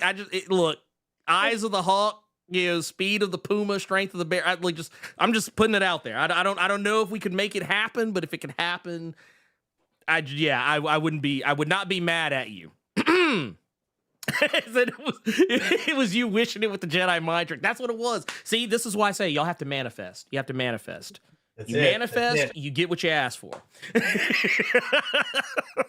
Brave Star, Tiger Sharks. Yeah, I'm just. What Look. about cops? Ooh. That's another one that I've been saying too. Like, if a cops book magically got announced at like the next San Diego Con or something like that, I would be upset about it. Wow. I wouldn't be mad about it. I'm just putting that out there. Yeah. Bionic 6? That just happened? All Yeah, right. Let's speaking of medals, I believe Amy had some gargoyle. Yes. I'm sorry, Darkwing Duck gargoyle. medals. Darkwing Duck. yes, yeah. Oh, I was gonna say, So- wait, Gargoyles or Darkwing? Which one do I have again? Oh yeah. Darkwing Duck. Darkwing Duck. yeah. I try to segue from Bionic 6 to metal covers because they got you know. Yeah. Hey, look, I thought it was a good one. I thought it was a good one. Let's see what we got. Oh. We have issues 6 through 10, the metal covers, and I believe they're all the Lyrics Lee covers, but I'm a Lyrics Lee fan, so it's really fun. Hey, I like. Oh. 6 is number 7. I like that one a lot. That is, man, that is good. That's actually that one's even yeah, no, I like that. I Let's like get that. dangerous. Yes. And again, all $100 a piece Mhm. that will automatically qualify you for the premium incentive there. So one book, one purchase on any of these medals, or most of the medals, because there are a few that have things that we're doing $50. The $100 medals will automatically qualify you guys. So keep in mind, if there's something that you see, just fill out the claim form, be very specific, and then you get an extra book. So 2 for the price of 1. That's amazing. If anyone needs a second look at a book, let us know. We'll pull it back out so you can better look at it. Yeah, Add please, on something. please. Yeah, all the Darkwing medals are 100 each. Is You there wanna any move other on? Dynamite stuff we want to look at, or do we want to start Uh, at? We can do some runs too, guys. Yeah, let's do. Let's look at some. Oh wow. Let's see. Yeah, Blerd. We got a gentleman asking if they could do $100 towards a giveaway. Hey, I mean, hey. Well, hey, how about this? Mhm.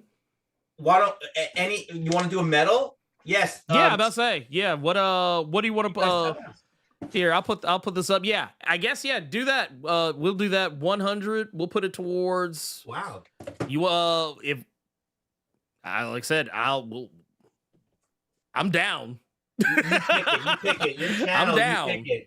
Amy and I are just passengers, man. Oh man, I tell you what. You want to show some of yours, please? Yeah. Yeah. Let's see what would I had be. these up. I had the powerful ones up. Let me put that back in the Darkwing pile. Let's see. I don't know. I tell you, Moda, is there any one particular one you have in mind? Because I'm not gonna lie, I love all of them. I'm having difficulty picking. Like, oh my god, like this is I now know what my wife feels like when I ask her to pick where we're eating. It's like, oh, Just run them all. I'll eat everything.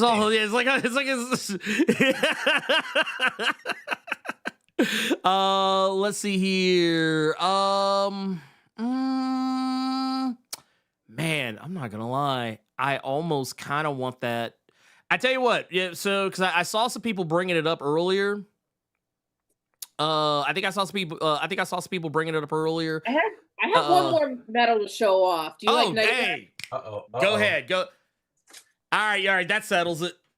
That's the one. That settles it. So I tell you what, here, this is what we do.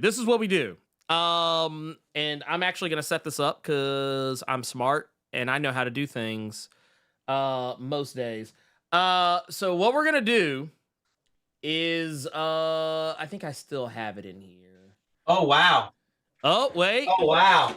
Well, okay. You know what? Fine. I guess that's just what we're doing now. That's what we're okay. Screw it. Let's do it. So I tell you what.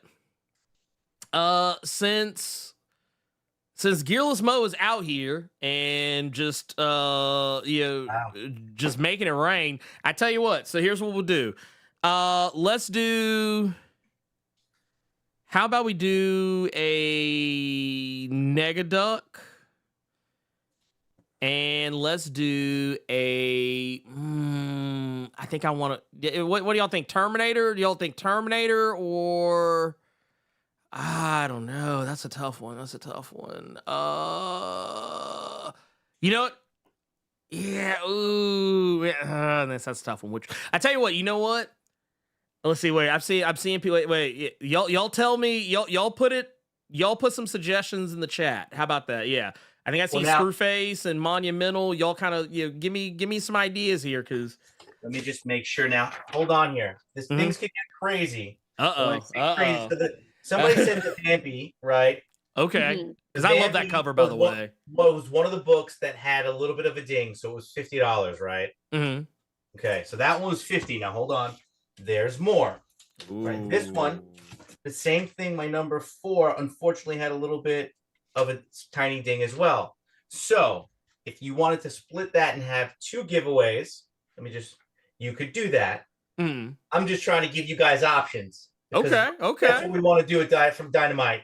Give you guys I like it. Great prices, options, flexibility, comic books for the people. I love it. I got art, I collect, I read. Not as much as you, because my kids don't give me time, but hey, I tell people all the time, man, and yeah, this is gonna sound crazy, but bathroom. I've heard it before, you're not the first. Yeah. Bathroom. It's unconventional.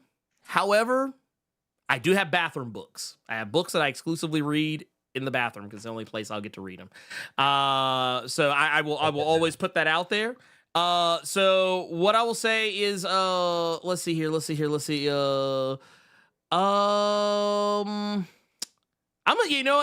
gonna say Terminator. I'm gonna say Terminator. Or wait, did I see somebody else? Actually, you know what? I tell you what, I saw some more people bring up Red Sonja. So let me see that Red Sonja again. Screw it, Red Sonja. Red Sonja's in there. Prison Sonja. There you go. Which, I mean, that's just a beautiful cover just in and of itself. So what I'm gonna do is the way that we will do this, the way this will work. Let's see here. Let me reset the queue because I think it's still up from last time. Now here's the thing. The way this is gonna work is it's gonna have to be people that are once again, y'all are here, so this is not really that big of a deal. But what I'm gonna do is I'm gonna put this over here. I'm gonna put this by me. What you're going to do is you're going to type in !join in the chat. !join. Do not type join by itself. Do not type variations of the word join to be funny because it will not work. I'm just putting that out there. I'm just putting it out there. So yeah, if you want to enter, type in that, and I will select a winner. Awesome. Let me. Here we go. Where's my browser source for that? Yeah, draw winner. Here we go. So there we go. All right, we got people. I got people. We got them, kind of filing in. Okay, so I see the names already kind of like piling up. Awesome. So here I'm actually gonna put this. That Negaduck is fire.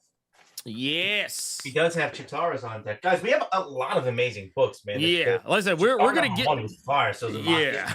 we like I said, we haven't even gotten through everything yet. No, Absolutely not. You see, yeah. So here's what we gotta. We'll do. So I tell you what. Should we do it like as? I tell you what. Let's have 2 winners. Let's have 2 winners. So we're gonna have this first round. This first round's gonna be for what was it? The Negaduck. Get in here and watch that. Let's see. So let's see. Has everyone entered that wants to enter? Because once I hit the button, there are no take backsies. I'm going with that person regardless. I'm giving y'all a few seconds. Last few seconds. After that, cut Free metal, off. Guys. Beautiful cover. All right, that's another one. Let's see. All right, look, y'all have. I'm to make the cap. I just love because like they feel weird to hold in the hand sometimes. So I'm just not used to holding anything like a comic book and it'd be that sturdy. So like I'm always like, ooh, this is nice. Great for emergencies because someone's ready to attack you. Yeah, just bap. Yeah, I mean, you could hurt somebody with one of those. Yeah, we do make sure we send them out with the little sticker warning that says your corners are sharp. We make sure we cover. You have to. I've seen them used as throwing stars before. Dangerous. Extreme, great point. Just let you know now. Let's see here. I'm selecting a name. T1000. You are now the proud winner of a metal Negaduck. Proud winner. T1000, do us a favor, please. Just fill that out on the claim form. Type in Negaduck giveaway. And just make sure you have all your address and all that fun stuff, and we'll have this shipped out for you on like Tuesday. Booyah. I love to see it. So T1000, shout out to you. As a matter of fact, I'm not going to play the usual thing that I would normally play when someone wins something, but I'm just going to do this. I'm going to drop a little bomb for you. You get a bomb. All right. So let's do it. He has done the thing. He's going to go do that. And I will say now this one is going to be for the this one is going to be for the Red Sonja. To my understanding here, I'm going to remove. Wait, does this do? No, it does not. Actually, it does not do the thing. So here, I'm going to tell y'all again. Resetting. We're resetting. I was going to actually try to like just see if I can remove the winner, but it doesn't let me do that. Anyway, exclamation mark join for Red Sonja. Red Sonja metal cover. And correct me. Is that one? Is that one the Red Sonja? Is that one the one that Luke's doing right now, or is it one of the? Let's check. Or was it like the main? Was one of the main ones? I'll tell you exactly which series this is. And X Triv, you're claiming Thundercats and a Chitara set. Do me a favor, please fill out the claim form that's pinned to the top, and just again say the same thing. Thundercats 1 to 10. That's going to be $50. And then the Chitara 1 to 5 is going to be $25. Okay, so Ernie, this is Red Sonja number 1 from the 2023. Okay, gotcha. Series. Okay, I wasn't sure which one. That is so beautiful. That's such a beautiful cover. All right, I'm gonna give everybody just a few. Like I'm giving y'all a few more seconds to get your to get your names in the hat. I'm gonna say I'm gonna give everyone 10 more seconds. 10 more seconds. Get your names in, cause and also y'all also need to give a shout out to Gearless Mo for hooking that up for y'all, because like I said, that man is quite literally a menace in all the good ways. He actually hooked this up for y'all. So please, if y'all see him in the Discord, you see him out in the chat, kiss his ring, because he is hooking y'all up. Okay, so that's it. I'm gonna put last call. This is last call. This is it on the entries. We're going to select a name, and hey, I think this is Kwikue. Kwikue is our winner. We appreciate you. All right. Look here. Actually, we'll do this one this time. Here. There we go. Y'all have picked up. You have picked up a Red Sonja. So same thing as before. Go to the link that's at the top of the chat or in the description. Click on that. Fill it out. put Red Sonja metal cover giveaway so that they know who, that is for you. And go from there. Go from there. That is what we're doing. Okay, so we have done that. Let's here, let me take these down now. Okay. So now, I guess, let's look at some other stuff here. What else we got? What else we got going on here? Before we move on to some of the mutant themes that we pulled out. Yeah. I just want to say that, again, you mentioned it earlier, we do have some more ongoing titles. Mhm. Right, Johnny Quest, I believe that's up to number 4 or 5. I think for issue 5. I want to say 4. 4? Yeah, 4. I think I want to say, I think 4 is the last one. I'm lying. It's one of them. I think it's 4. I think it's 4. So if let's just make it easy. If you guys are interested in claiming a Johnny Quest, you can fill out the form and write Johnny Quest 1 to current. Yes. Anything that's ongoing, and if you want to do something like that, and we'll offer that moving forward, just say the name of the book, number 1 to on current, or number 4, right? So yes, titles like that. Then we also have titles real fast like this Red Sonja. This is the ongoing. That's the Death and the Devil. Yeah, Death and the Devil. Yeah. Yep. So that's $15, guys.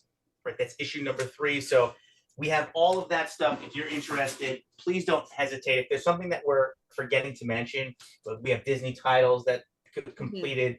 Shoot us what you're looking for, and Amy and I will absolutely make that happen. So with my spiel over, I'm just pulling titles, some Marvel stuff out of the box here. Ooh, right? That's the Louise Simonson, Jean Grey, if I'm not mistaken. That's the full run. In my home, Ernie. Hey, Wheezy. Yeah, damn right. And she did a great job. Complete set, guys. What's my price on that, Amy?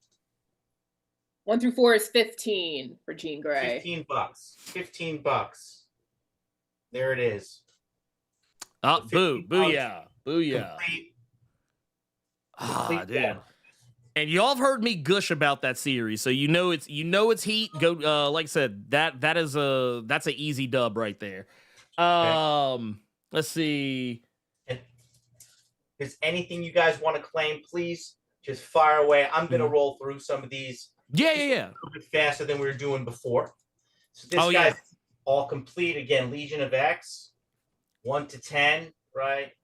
Fantastic. David, everybody's favorite first son, I guess. Like mutant first son, anyway. Not Charles's apparently. Yeah. Good show too, by the way. 1 to 10, complete run. Guys, again, same thing. A lot of all complete sets at great prices. The thing we wanted to bring to the show today, and Amy and I were talking about it after you sent your list over, was providing like the readers here with something that stories complete, start to finish, a place where it could be a one-stop shop, right? Or again, if it's Dynamite stuff, we're filling the runs in because maybe your shop didn't get it. So all here, all mutants, and we'll figure it out. We'll bring them more goodies as we show up. But this, guys, is the Knight of X. This is a 1 to 5. Captain Britain Betsy Braddock, right? She takes the team, embarks on a nice little mission. I don't know. Gambit, my boy Gambit pops up. Just throw that out there. And I think that's also where you get to see more of the Betsy Braddock,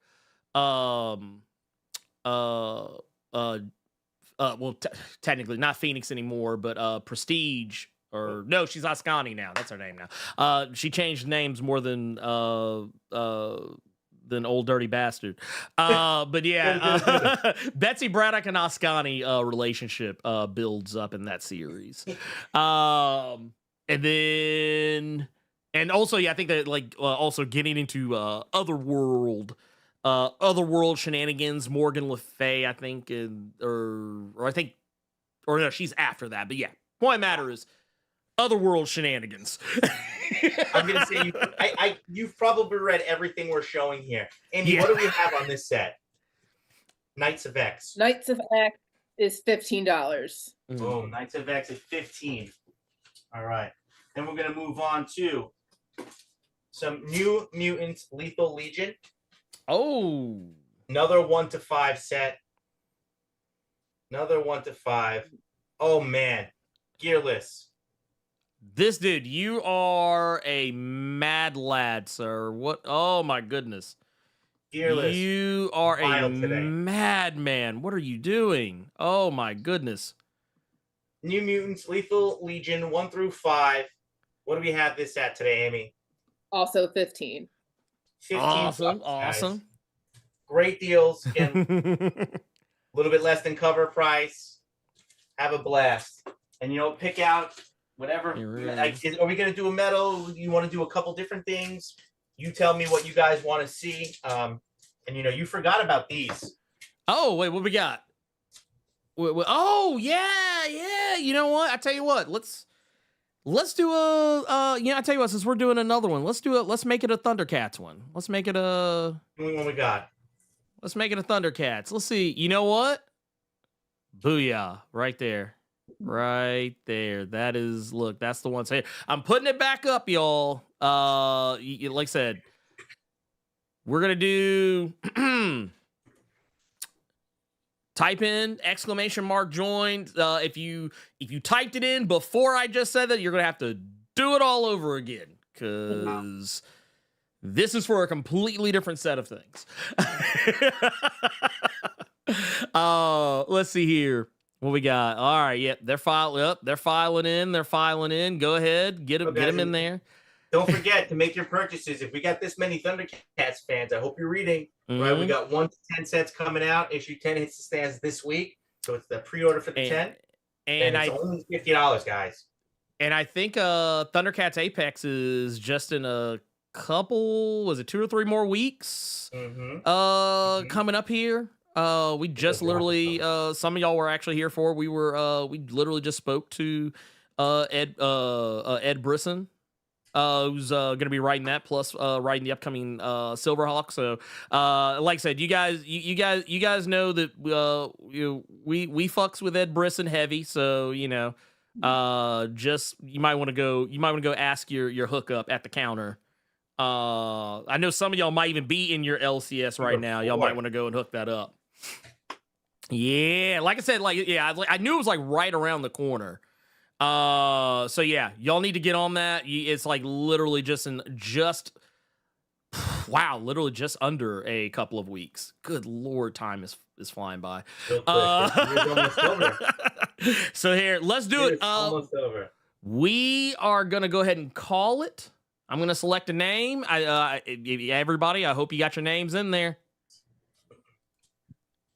Smoke One Kenobi.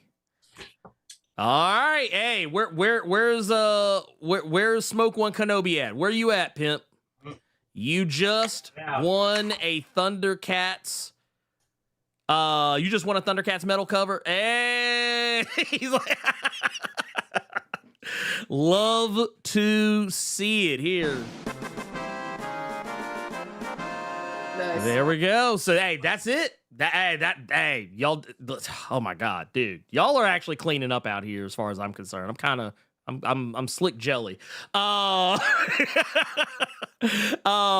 yeah, Smoke One Kenobi, just same as for as for everyone else. Go to the form, fill it out, put Thundercats metal cover giveaway so that you can claim your prize. So yeah, shout outs to all of our winners, really. Smoke One, Kwikue, T1000, dude, all y'all are cleaning up, man. I love to see it.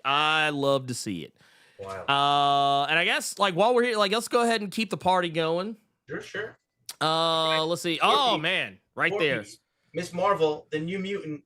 Amy, what do we got on this price? Miss Marvel, I'm looking. The New Mutants, 15. Mm-hmm. Excellent. And this is you can call out. How about you call whatever you have in order? Because I got my box here, and I'll just start pulling these. All right. Okay. Let's see. What else? What's the next call? Let's see. Here, actually, you know what? Here's one that I know that I wish more people would have gotten on. Yeah. Sabretooth. Sabretooth, Victor Laval, Sabretooth, and I think we have both series, don't we? I think we have both. Sabretooth and Sabretooth and the Exiles. All right, give it to me, guys. 1 through 5. Near mint minus if you had to give it a grade, so that's like a 9.2. But these are all like fresh off the stands. Read once, if that. Love it. Yeah, and what's the price on that, Amy? Both Sabretooth sets are $20 each. So yeah. And this price was $5, so that's a good price. Good deal. Yeah. And not to mention fantastic series, easily one of my top 5 books out of the Krakoa X-Men era. Just fantastic read. If you are a Sabretooth fan on any level, you're gonna love that series. And some of y'all have already seen me talk about it. I've gushed over that comic quite a few times, so y'all know. Y'all know I mean what I say it. We have that one there. And we have the Exile. So you get both series that makes Ernie gush right in one shot. The cover's amazing. Look at that. Oh yeah. Oh, that's fantastic. Yeah, nerd large. You order. So there's a claim form at the top that Ernie had pinned.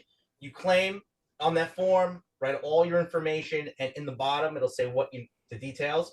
You're gonna say Sabretooth 1 through 5, and then Sabretooth in the Exiles 1 through 5. Just be very specific about what you claim. This way, it's easy for Amy and I to send you the proper information for billing.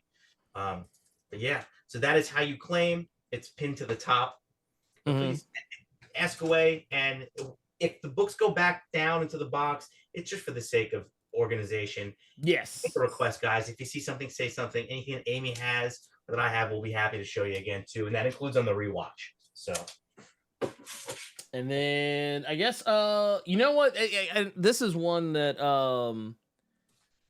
I really like, and I wish more people talked about. Y'all know how much I loved Bishop War College. Bishop War College was fantastic. I highly recommend it. It's just it's a fantastic read. Also, one of the few times we get a Bishop book. So like I said, man, you gotta love that. And that one is that was like what, 5 issues. So 5 issues. Yeah. What's the price on that, Amy? This set is actually $10. Oh my god! Look at that. So that's a steal. Y'all look. Yep. I'm just saying. Steal, guys. That is. We're giving it for you for $2 a book. we wanted to make sure you guys had, again, complete reading runs, right? This is it. You claim it, right? Claim it in the chat. Perfect, Carter. That was the one thing I could claiming them. Ev, which ones are you claiming? Be very specific. Are you claiming the bishops? This way I claiming the bishops. I can make my note. And then we also have you down for Thundercats, I believe, and Chitara. Triv, if that's you. Bishop, awesome. I got you to the side, man. Let's go. This is one this is one that I think is, whenever anyone would ask me what my top, like probably one of my personal favorite books of the entirety of the Krakoan era, I'm always gonna say Immortal X-Men.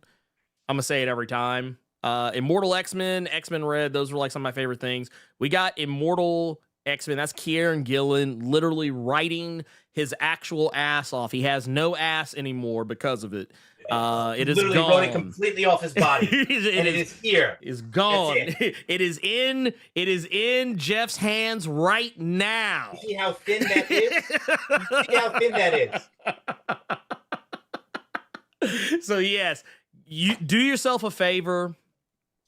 You guys, I think you guys saw me on the channel always consistently talking about how fantastic a read it was. Trust me. And I think what do we have?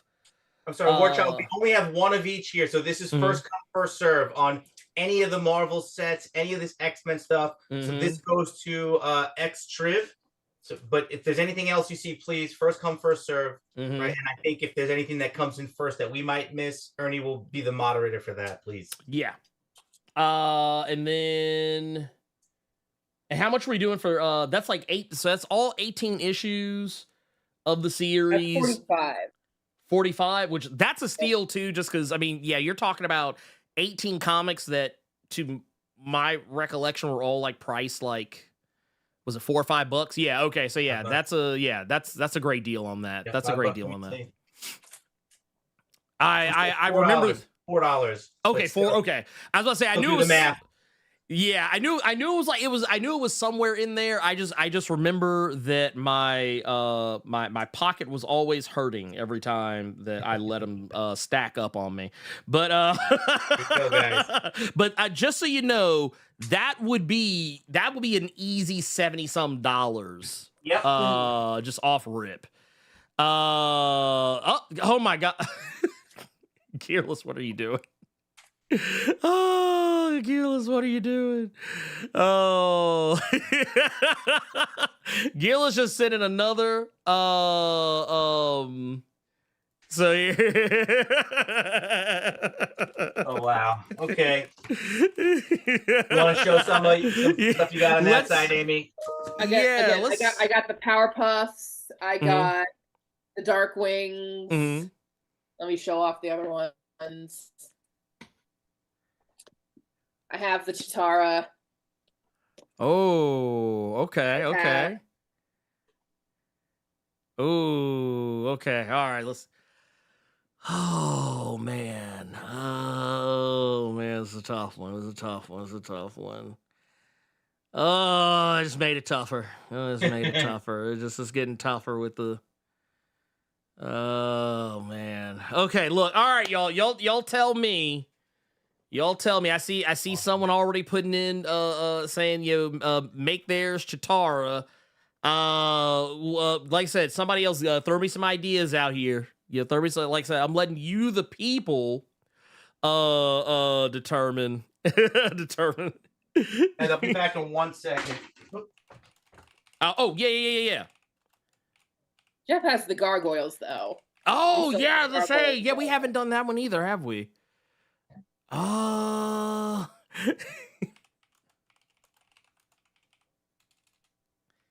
We gotta give it.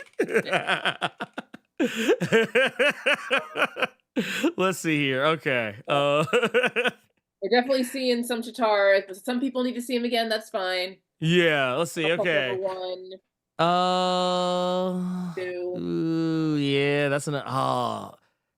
issue 3. Oh man. Yeah. Oh man. Okay. I love it. 6. Okay. I'm seeing a lot of Chitara. And okay. I think yeah, I see. Okay. I'm gonna is it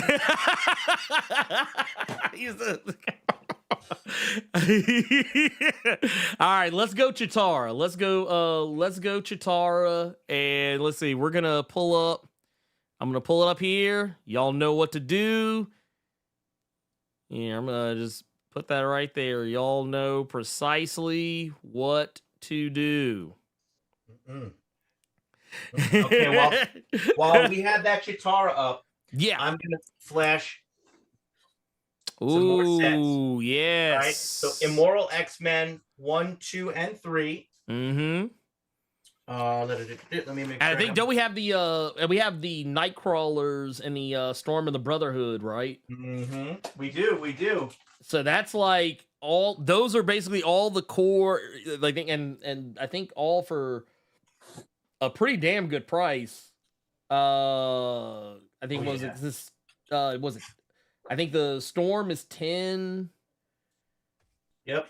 I think Nightcrawlers is 10. I think Immoral is 12. So like, yeah, that's a steal right there. For all three of those. On the Storm. Oh, bam. 10. Immoral X-Men. Number 1 through 3 is 10. Mm-hmm. Okay, we got 12. Excuse me, I was looking at the wrong thing. Immoral X-Men 1 through 3 is 12. And then Storm and the Brotherhood of Mutants 1 through 3 is 10. Yeah. So then there you go. Like that's easy right there. That is easy. So no-brainer. yeah, easy. They so X-Triv is already on the Storm. Awesome. Night crawlers and Nightcrawler. Hold on. Let me pull out a couple here. Yeah. Doing all Nightcrawler. Okay, so Nightcrawlers. What do we got on that? So 1, 2, and 3. Let's see. There we go. Night crawlers 1 through 3 is 10. Boom. There it is. $10 on that, guys. This is, like Ernie said, no brainers. Okay. And then just to show you the other Nightcrawler stuff, Uncanny Spider-Man. Dangerous First Walk. Love it. Oh yeah, I forgot. Yeah, we do have that as well. That's and that was for those Uncanny Spider-Man. That's Nightcrawler as Spider-Man. Number 1 through 5, and that's 25 for that set. Easy peasy. Okay, what else? What was the other set you had just mentioned, Ernie? What was it? Oh, talking about we were talking about the X-Men ones. It was the Immoral X-Men. So we showed the Immortal. Yeah, we showed that one. We saw, and we got what was it? We got Nightcrawlers and Storm and the Brotherhood. Yep. Okay. So another complete set. Astonishing Iceman. 1 through 5. Bobby Drake. This set is $20. Price to move, guys. Get you good books, good series in your hands. There you go. Look at that, dude. That was actually a really good one. Bobby Drake at his finest. Out here. Taking on the villainous Orcus. And I think we got that. Oh, did we show Inferno? No, that's actually that was the next book we were gonna pull. 1 through 4. Yeah. Complete Inferno set. 1 through 4. And let's see. Good old Hickman. There we go. Booyah, look at that. That's 15. 15? Oh, dude, that's a deal right there. That's because those are Hickman books, and I'm almost positive. And I think they were longer issues, so I think the price was actually a bit higher on those. I think those were like what? It was like 5 or 6. Okay, $6, $5.99, guys. Yeah, so that's a steal any day of the week. That's a steal any day of the week. I think we gave enough. I think we gave people enough time to get their entry in. For those who don't remember, this was for the Thundercats Chitara metal cover. So I'm selecting a name right now.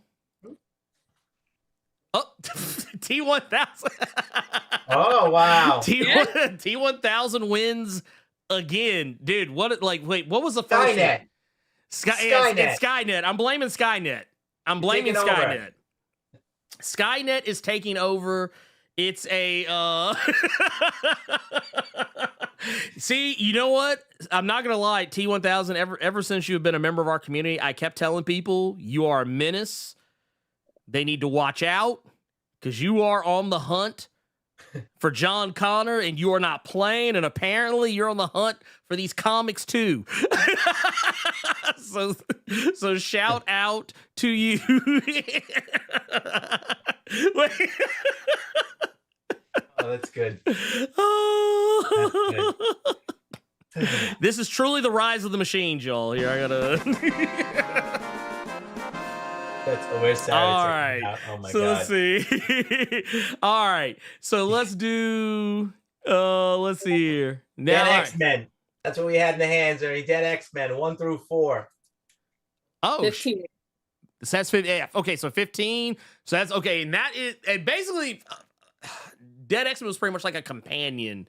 For those who don't remember, it was a companion to the Fall of the House of X, Rise of the Powers of 10 crossover event. So, like, yeah, that's actually a pretty good one to. And actually, I think some of it you even kind of have, like, for the most part, a lot of it kind of helps put context on some of the other stuff that was going on there at the time. And then let's see what else we got. Do we? Here's one. Because and this is because of recency.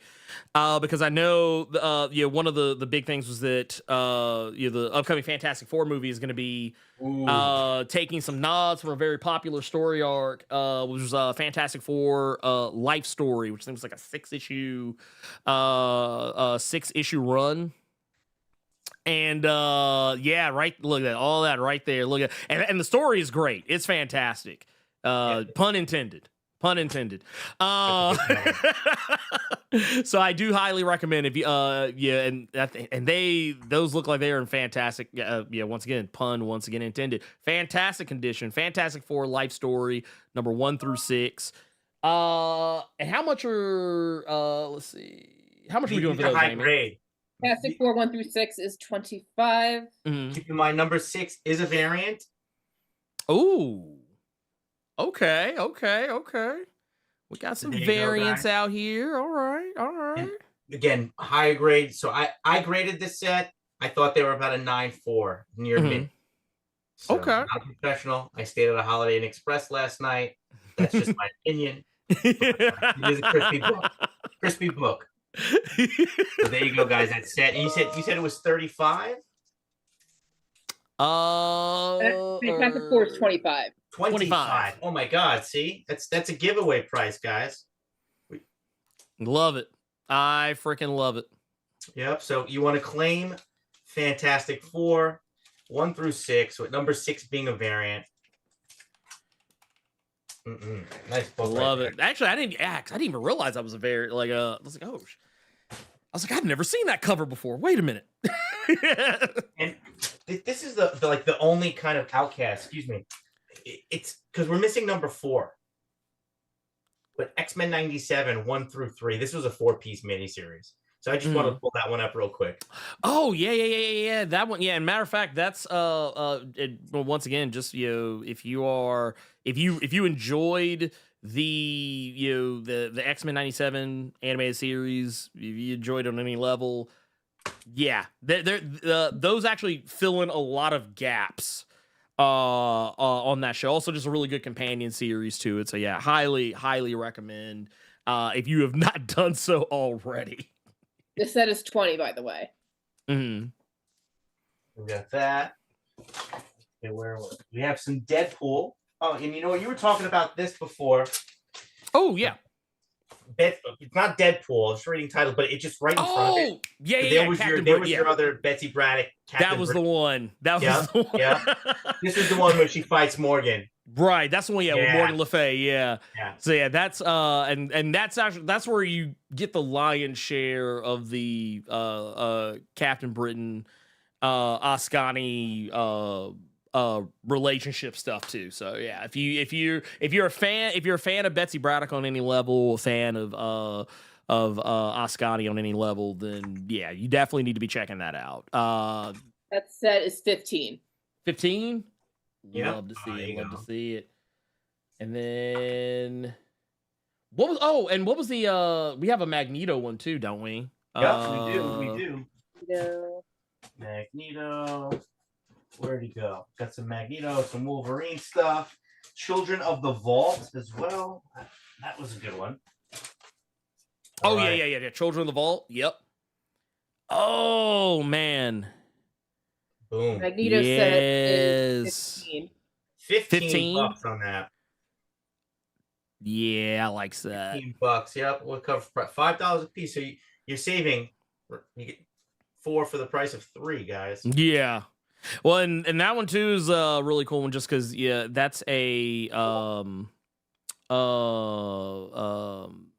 it's kind of like a throwback series, like kind of looking back into Magneto's past, like early days stuff. So like you kind of get a little bit of insight into the master of magnetism in some ways that we had never really gotten before. So I highly recommend. Let me see. Children of the Vault. Since we said that before, we figured. Yeah. Children of the Vault. Yep. Yeah. 15 also. Same 15 on that. That's awesome.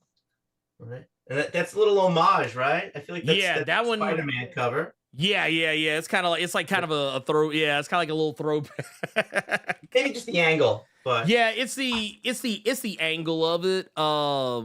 And yeah, I love it though. I love those covers on those. Those are so good. Those covers are really good. I like those a lot. Well, just got a few more sets here, guys. Nothing too crazy, and then a couple variants, and I think that might be it for us. Okay. As I'm going through here, is there anything on your end, Amy, that you'd like to show off? I know once we got to the sets, it was kind of like just what I had here. There's like maybe because I know we have to.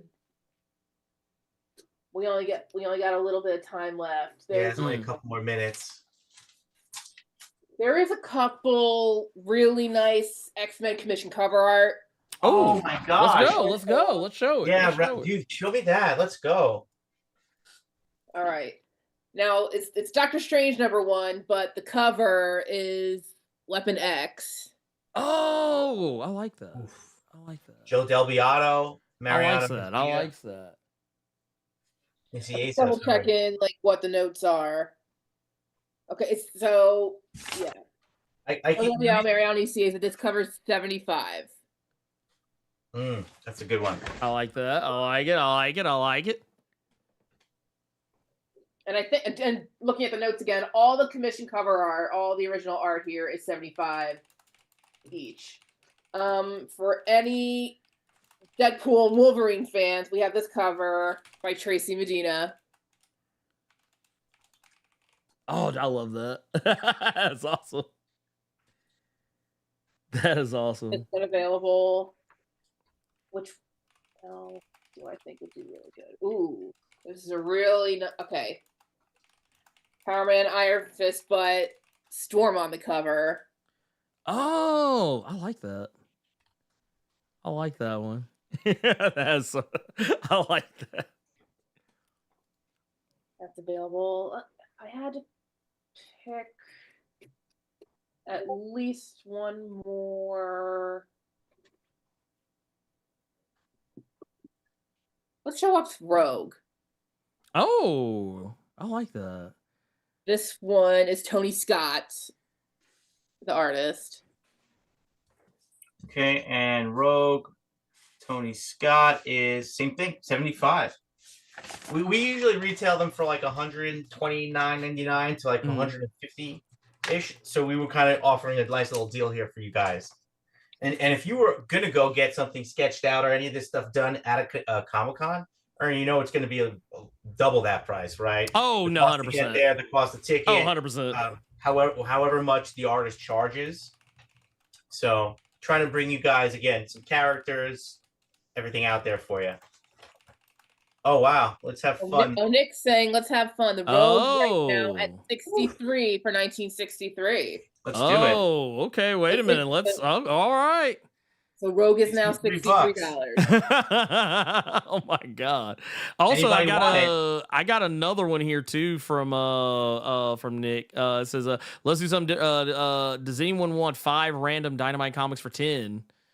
Hey, okay. We do like making original Dynamite sets for brand new Dynamite readers. We'll make a unique little collection for you. We'll, like, bunch of random titles. We'll send them off, and yeah, it's just a fun reading pack. Okay, all right. So y'all see it in here, $10. Yeah, just if you go on the little once again, link up top, or in the description. Go in there, and put in I guess what we say, like a Dynamite Comics $10 pack or something along Dynamite those lines. 5 for 10. Yeah, 5 for 10. Okay, there you go. Dynamite 5 for 10, and there you go. And trust me, you're gonna get some pretty awesome stuff because there's a lot of good books. There's a lot of good books of Diamonds. It's not even a hard thing to. The only thing that'd be difficult is which ones to give you. and the people who experienced this stream with us the first time, they can actually vouch for it. Anyone who's going to get an order from this stream, you'll experience it for the first time, and then again, like Ernie keeps saying, there's a lot of great reads. The artwork is fantastic, and there's what we have that's out now, plus what's coming out in the future as the year turns over. You're going to want to stay tuned because there's just so many good titles in the pipeline. And we got to manifest this Nostalgiaverse. So what do we got next, Amy? Was there anyone want to see any other runs or any other commission cover art? Need a second. I was gonna say, was trying to see which one was this one. Did we see I know we don't have a lot of time left, so did we see the Hunt for Wolverine one? Did we see that one? Or was it? We had two. We had a return of and a hunt. Okay, gotcha. Okay, that's what it was. Or I think Hunt for Wolverine. But we also had a couple different Hunt for Wolverine sketches by a few different artists. Okay, that's what it was. Okay. This one in particular is Joe Del Beato, Mariano, and Cieza. Right, and that's okay. Battle Damage. Feels like it's like issue 212 or my. Yeah, it's like it's like you got the massacre-ish. Yeah, he's like all like ripped up and right. I like that. I like that. And then I guess what was the one? There was one I was literally just looking at. We saw the Power Man Iron Fist Storm. We saw the Doctor Strange Weapon X. There was a Savage Wolverine Sabretooth by Tony Scott. Ooh, yeah. Let's see. Let's take a look at that one. And we did. Yeah, there we go. Oh, I like that. 75. And then did we? I think we saw the Immortal Thor Storm. Did we see the Venom #1 Storm by Tracy Medina? Venom #1 Storm. Here it is. Very much. Okay, yeah, like it's styled off of the X-Men 97. Yeah. I like it. That's cool. So like I said, when you do these, like I said, just kind of going back to it, like we do like the sketch covers. If you've ever been to the cons, a lot of times when artists are there, sometimes you bring like a blank, like kind of some of the blank sketch cover comics. You can get them to put whatever you want on there, and a lot of times, getting at the con, you're gonna pay a king's ransom. I'm just gonna put it out there. It's worth it, but you're getting a deal here. Getting them here. Well, we just lowered the price. Nick, the X-Men 97 Storm that Amy just showed by Tracy Medina for 50. Oh, there you go, 50. Okay, all right. Well, make my notes there if anyone wants to claim it. Done. Let's go. Let's do it. Let's see. So we'll put those out there, and no brainer, guys. You're not getting any sketches for $50. Nah. Friend of the channel, Gavin Guidry, who I had the pleasure of hanging out with when he was here in Memphis for Memphis Comic Expo. I got to sit by the table while people were asking him to do various and sundry different things. I got to listen to those conversations. Yeah, you're not getting you're not getting anything like this for any cheaper than this. It'll be around this size. Yeah, Ernie, it'll be legit like a posted size for $50. You're getting full sketches, commission cover art, amazing pieces. I think when I was looking at a bunch of different artist tables, like stuff that was like literally like the kind of like little like no bigger than a Post-it note most of the time, and you were literally looking at like well over $100 even just for that. So, like I said, that's just I just want to pass that knowledge. For some of the watchers, listeners that have never been to cons. Yeah, that is the case. That is the case. And I guess what we'll do is kind of like what we did last time. The link is gonna be on the VOD for this. You said y'all are probably not gonna start rolling everything out till was it Tuesday? This coming Tuesday. Amy and I will attack it Monday. Okay. We'll try to get all the invoices out. So and then shipping will happen about 2 2 to 3 days. Like we get the Okay. payment. Let's say we bill everybody on Monday. You know, you pay on Tuesday, Wednesday. We'll have everything shipped out by Friday. Okay. So the long story short here is you have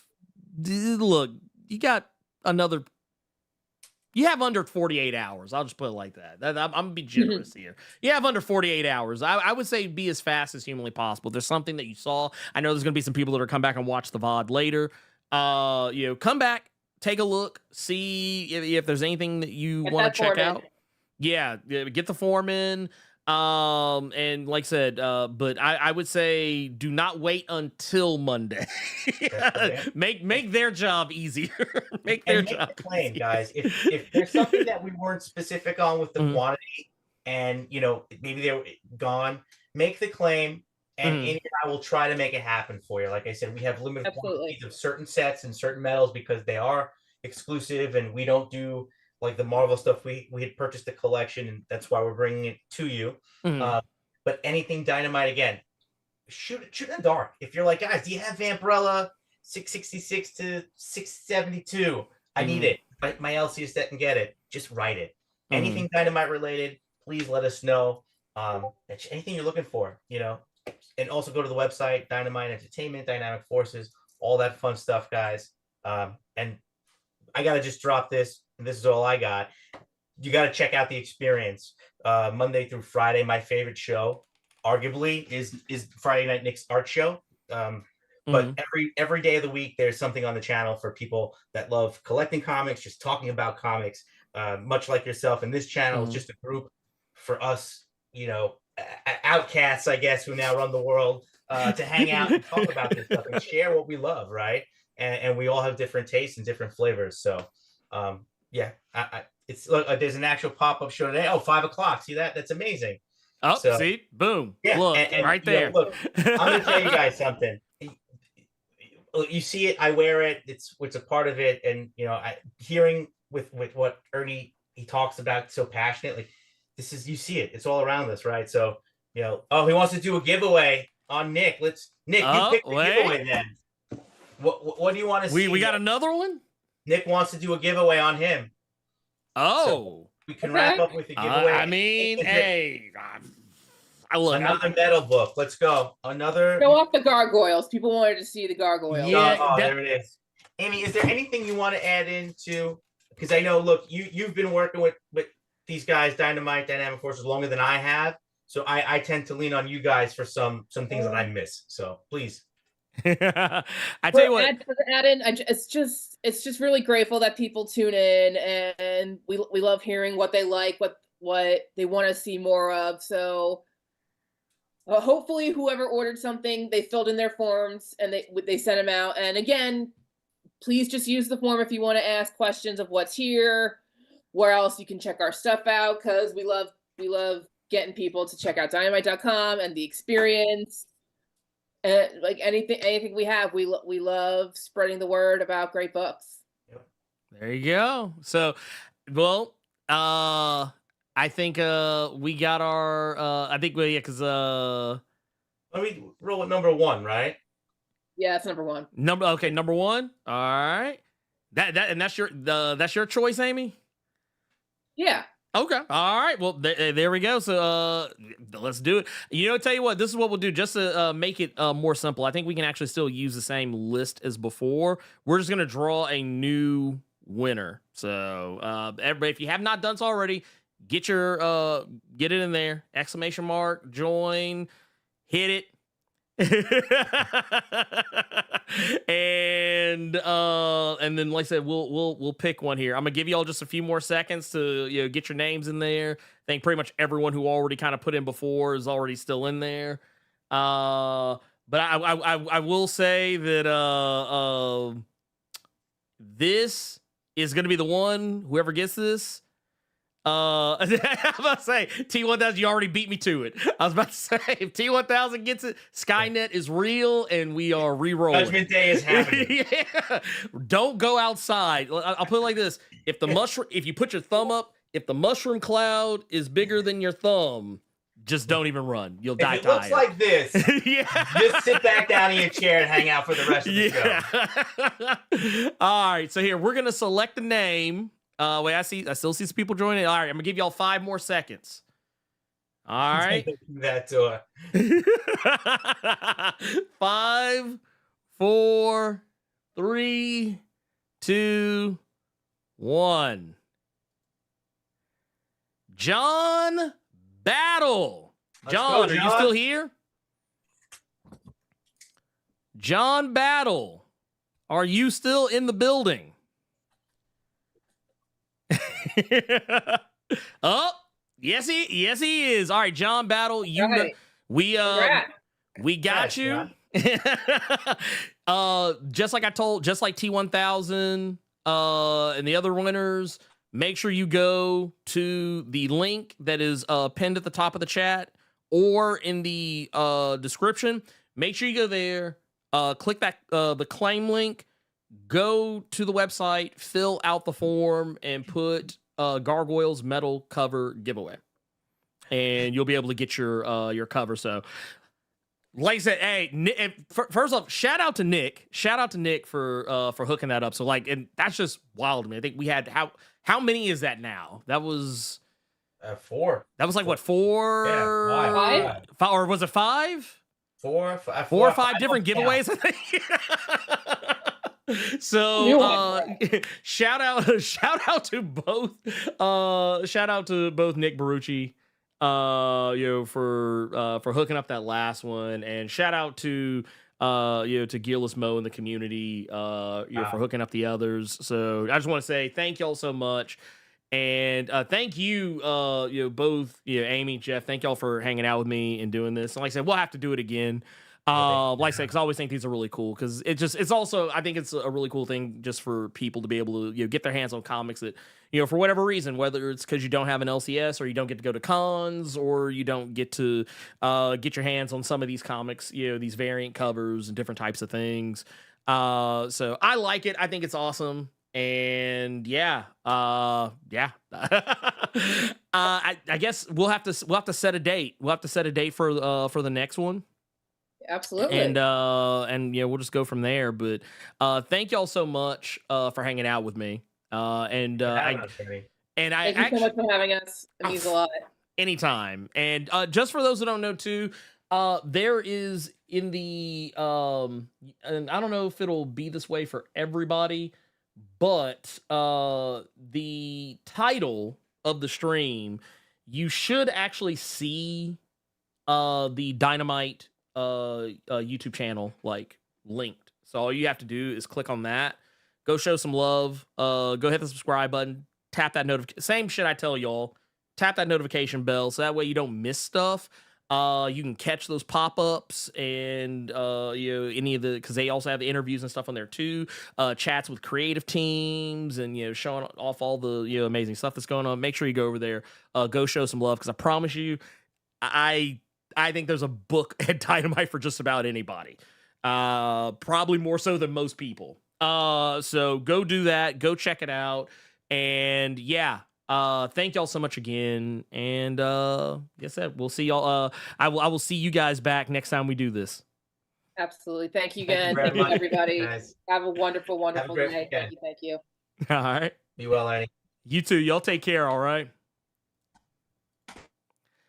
All right, y'all. We are back on our regularly scheduled. We actually went technically went just a little bit over, but I wanted to actually give enough time for y'all to get to see all the stuff that we were doing.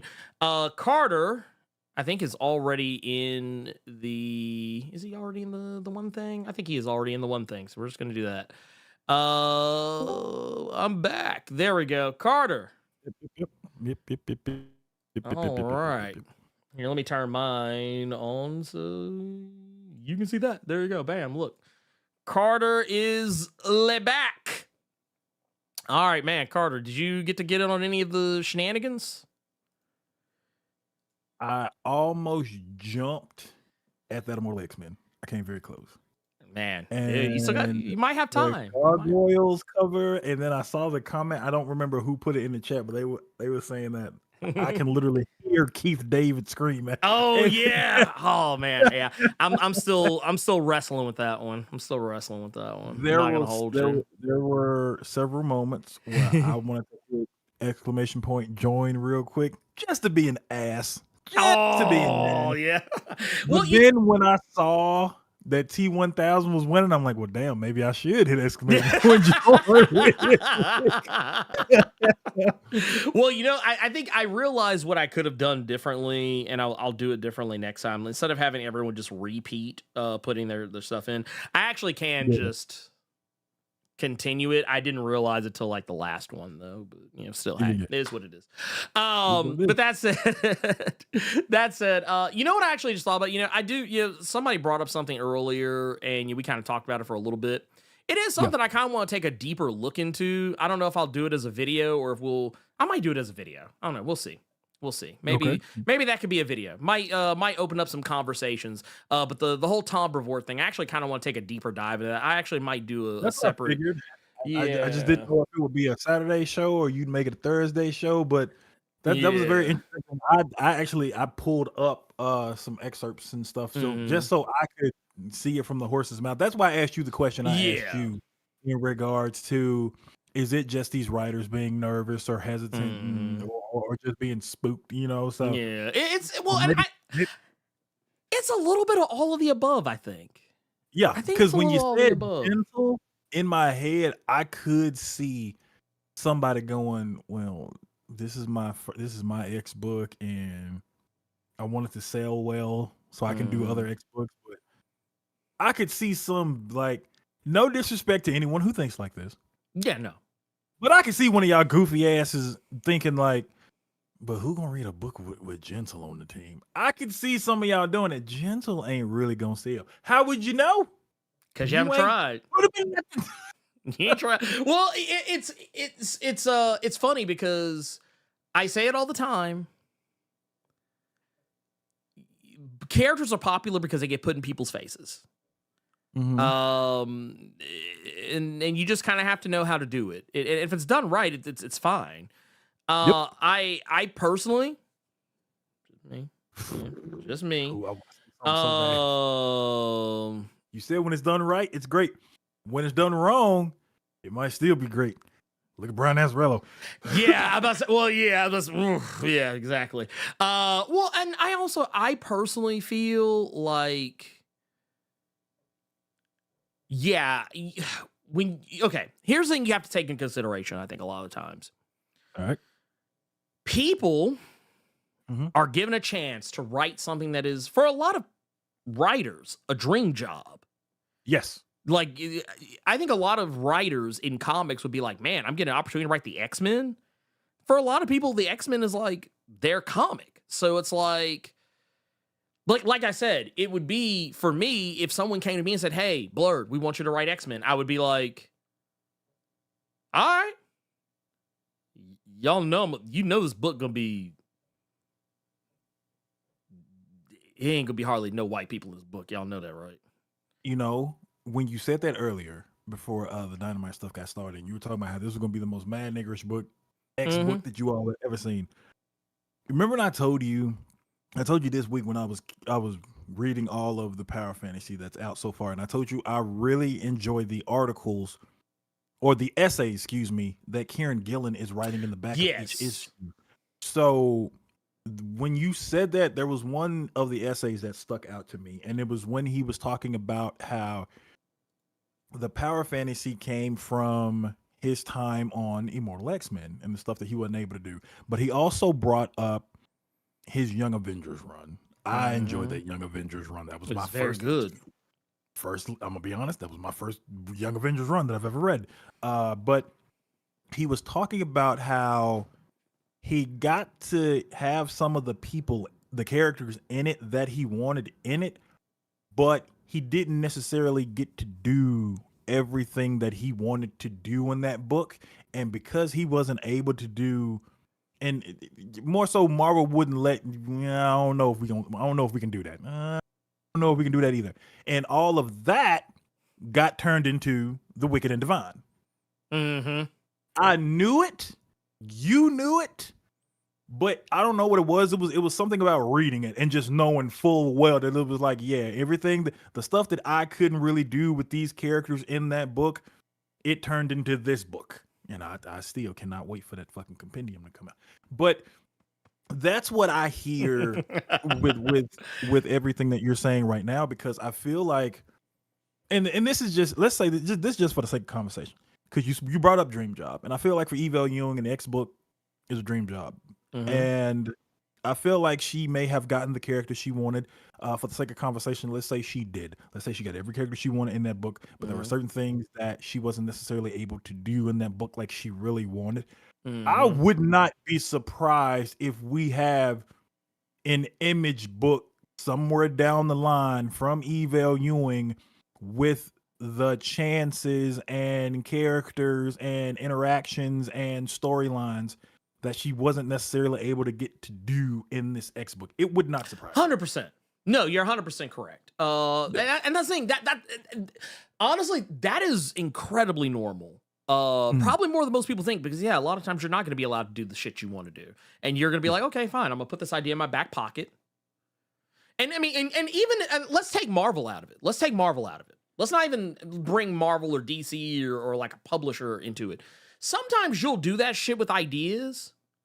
And like I said, I'm not a professional writer, yet, but even at a novice level, when I would come up with story ideas, if I noticed something didn't work, or like I had an idea I really liked, I wanted it to be in this one thing, but it just doesn't make sense. You know what you do? You don't take that idea, ball it up and throw it away. You take that idea, you fold it up, you put it in your back pocket, and you save it for a day where maybe it actually will work. And it's the same thing. Kieran Gillen, he's done it not once but twice. Wicked and Divine, Power Fantasy. I'm pretty sure there's another. Matter of fact, I'm almost positive that Die is probably the result of a story he wanted to write, for a big 2 imprint and didn't get the opportunity to do it.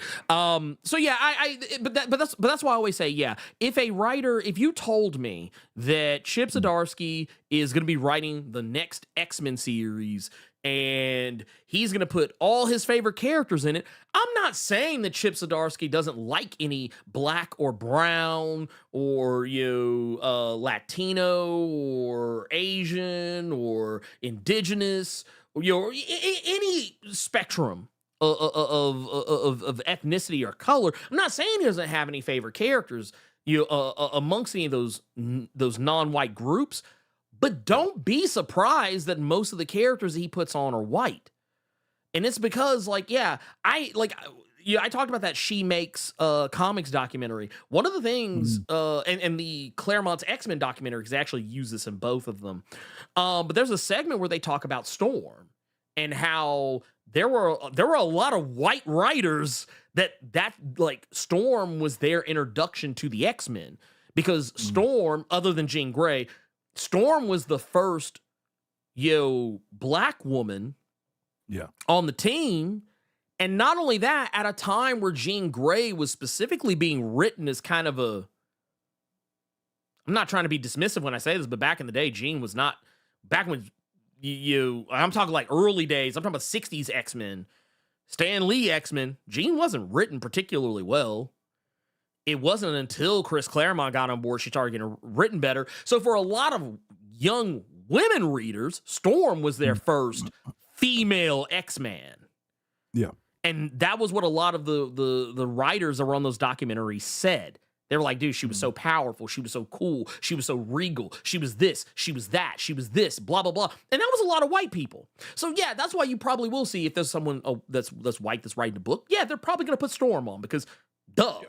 But they're probably not going to be checking for honestly, when Colin Kelly, Jackson Lansing, the fact that they put together a multicultural team, even though it's not really a team, on NYX, you got Prodigy, you've got Kamala Khan. Yeah. They didn't have to do that. But, and I don't know this for certain, but I'm pretty sure their reasoning was probably because, well, it's New York. New York is incredibly diverse. And well, also these are the characters we want to use. But a lot of the times, people do get to have a say. And sometimes Marvel or DC will tell you can't use that character. I've talked about this before with Grant Morrison, Grant Morrison's new X-Men. They wanted Colossus. Marvel said, you can't have Colossus. Where we want to, you just can't. I think at the time Colossus might have been dead. I don't remember exactly. Point of the matter is, Grant Morrison said, well, can I have Emma Frost? And Marvel said, yeah. And he said, okay, cool. I'm giving her diamond powers. The rest is history. So yeah, sometimes you'll be told you can't have a character, but a lot of the times they do get to put the characters they want to have on. A lot of times you will get that.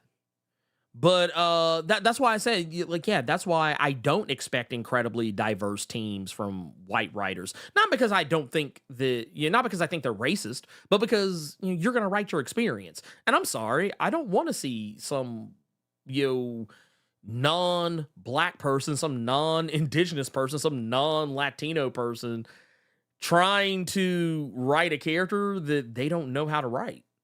Ernie. What was up?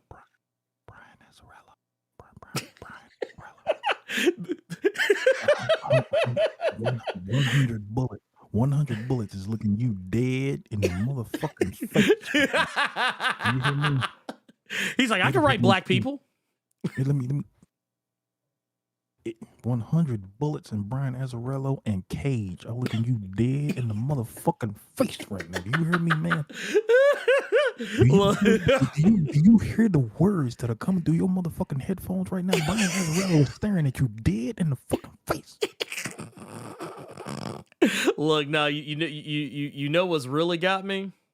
What's that? I'm gonna tell you what's really got me is what is forever staring me down and demanding and demanding somebody got to go into the gulag. Somebody from the Ginyu Force got to go into the gulag for a little bit. Is this shit right here?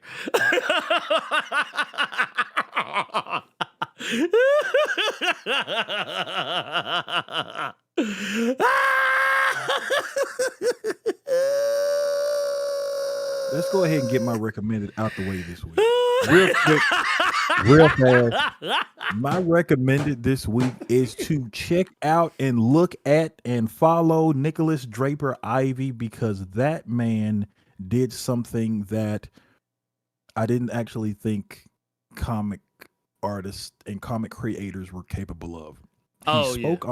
He spoke on something that I thought that was like a no-no. You don't ever talk about somebody else's work like that, especially if you in that deal. What the fuck going on? We can. Yeah, but we can. Yeah, I gotta give a shout out to Nicholas Draper Ivy just for calling out. I'm not gonna look at it, but could you pull that up again, please? My blackness won't permit me to look at, Jesus Christ, my peripherals. So Nicholas Draper Ivy, I'm gonna look at the chat. I can't look over there. Nicholas Draper Ivy called out the fact that comic artists do shit like that. They do shit like that over there. Even took it upon himself to look at that image and sketch an image that was way better than what is currently going to be printed and put out there. I have for the better you one all, for the reading public. Thank you, sir. And I can tell you exactly what that previous image was. I will bet any amount of money on it. You can go ahead and pull it back up. I'm gonna tell you, and tell me if this shit makes perfect sense to you when you see it. Okay. Once you look at that, I still can hardly look, but I guarantee you that artist by the name of Inhyuk Lee, I guarantee you he drew his Luke Cage bald, but then copy pasta drag and dropped some that on top of it. Because that don't even look like that go with that. So I guarantee you could have just kept it bald. Also, why does it look like he has, like, it's like they gave him a bowl cut. With a literal cereal bowl. Yeah, like they actually like I'm talking about like yeah, they took the Luke Cage went to barbershop and Pop was eating some Fruit Loops, finished the bowl, and just sat it on top of Luke's head and just went around that motherfucker. And Herb Sweet in the chat saying like the bowl was broke. You can tell right where the bowl was fucking broke because it's right there. Yeah, it's right there. That little angle, that's where it was chipped when somebody was going a little bit too ham on some goddamn Lucky Charms. But again, our recommendation this week is just to check out anything that Nicholas Draper Ivy has put his hands on, whether it's his sketches and stuff from his original indie book that he's trying to put out, whether it's Static Season 1, Season 2, or if you want to call it Shadows of Dakota, you can call it that, which he also wrote and drew. But comic artists as a whole, you have to stop. Yeah, no, this is too much. I wasn't even gonna do this, but you look at this up. Like line, it's easy. Even a kid could do it. Don't let your baby cut your hair though. But even a kid could do a goddamn line. They got rulers and tape measures and all kind of shit. But y'all have to stop. But I have to give. I just want to kind of add to your point. Yeah. I want to add to your point, Carter. I just want to add to your point. So. And you have a good one, Gearless Mo. Have a good one, brother. Yes, Gearless. Also, dude, shout out to you. Thank you for for hooking up. Thank you for hooking up those giveaways, by the way. Thank you. Go spend some time with your family. You making that running joke between Ernie and I that you are secretly the leader and founder of S.H.I.E.L.D. Even funny every time you do that. I just wanted to kind of take this, like okay, this went from rough sketch. Yeah. He just did this shit. Well, I think he said he was on the train or some shit. He was just fucking around or whatever. Or I think he was waiting on something for whatever reason or another. Nicholas Ray Brivey just was fucking around. You imagine. Did this, and then that became this. Now, can you look at what you said? He was just fucking around. Yeah. And did that. This now, and then we go to the other side of the spectrum where we get what we got coming to print. That took time to do. This just shows how really, really just I can't think of a better word right now, but just fantastic of an artist that Nicholas Draper Ivy is. That if you can go back to the black and white one real quick, that shows you how fantastic he is at his craft. That he could do that on a train. Trains move, people, and he still could pump that out real quick. Also, his shout out to him. Look at that. Shout out to him just for this one right here. I was like, bruh. Dude, that's cold. That brother looked like he came fresh off Arcane. Listen, so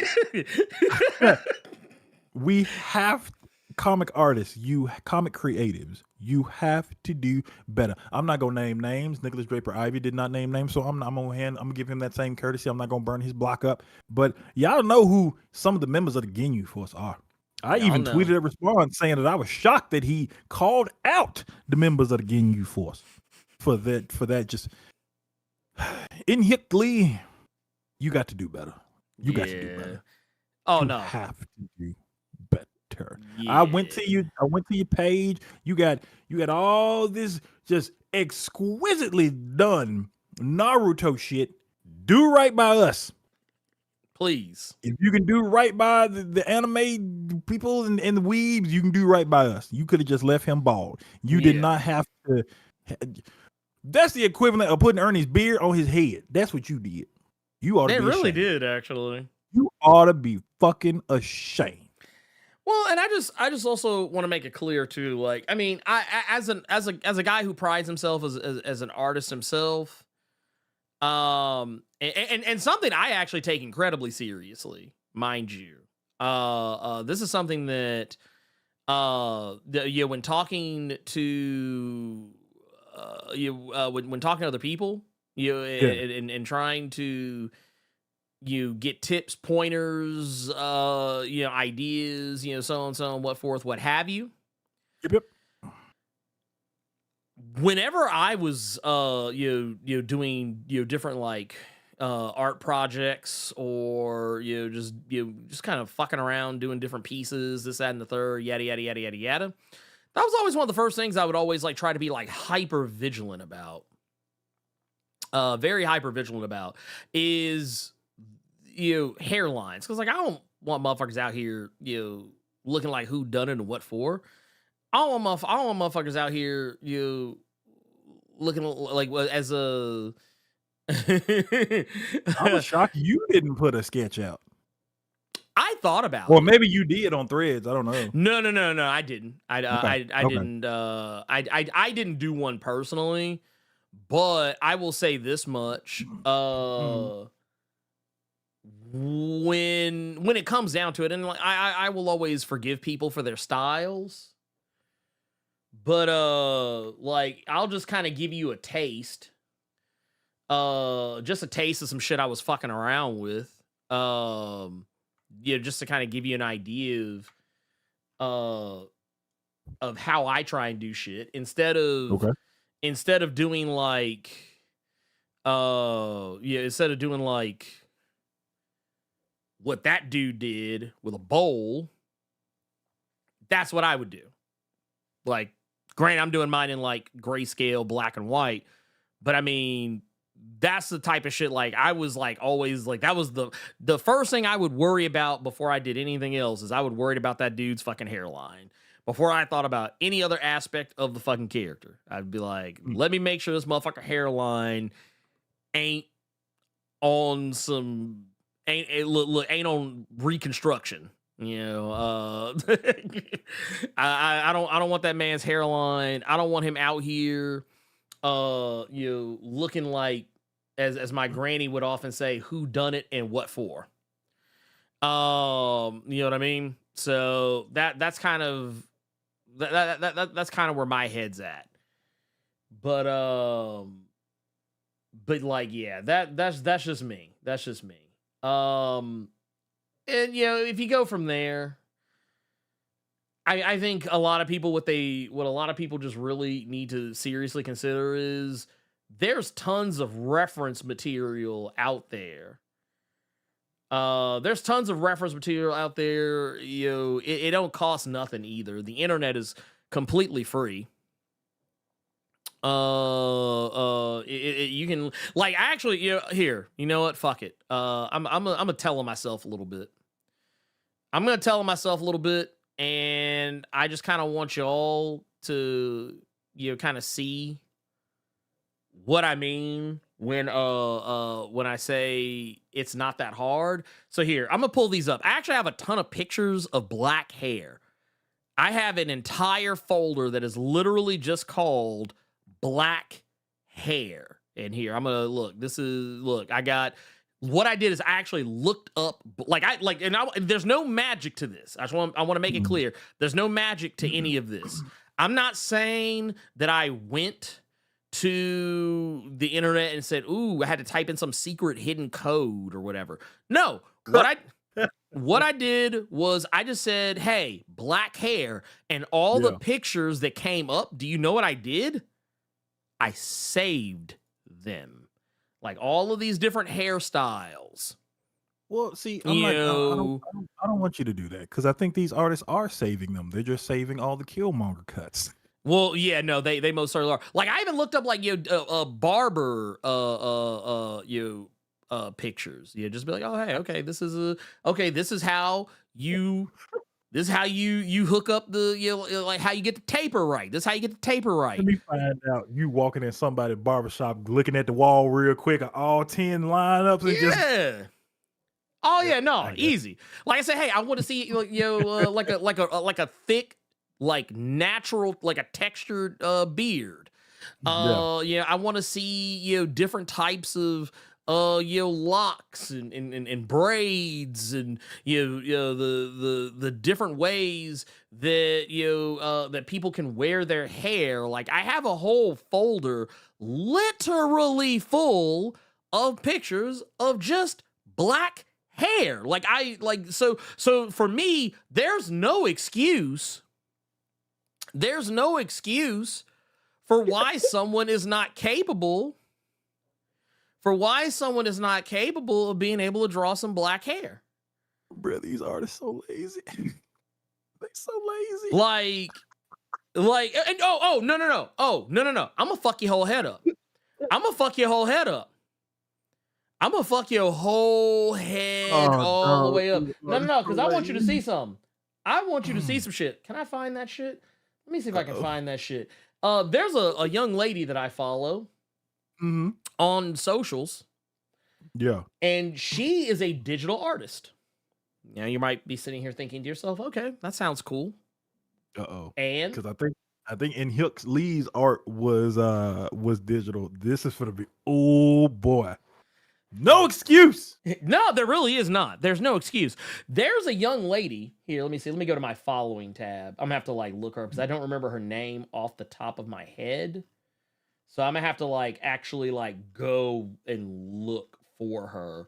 But I can still, it doesn't change anything. Yeah, my stances are still my stances. So this young lady, she's a digital artist, and she actually created a setup in digital art and paint programs that just automatically can draw black hair for you. It's kind of a cheat. I think you would still want to maybe go behind that and you kind of put your own stank on it.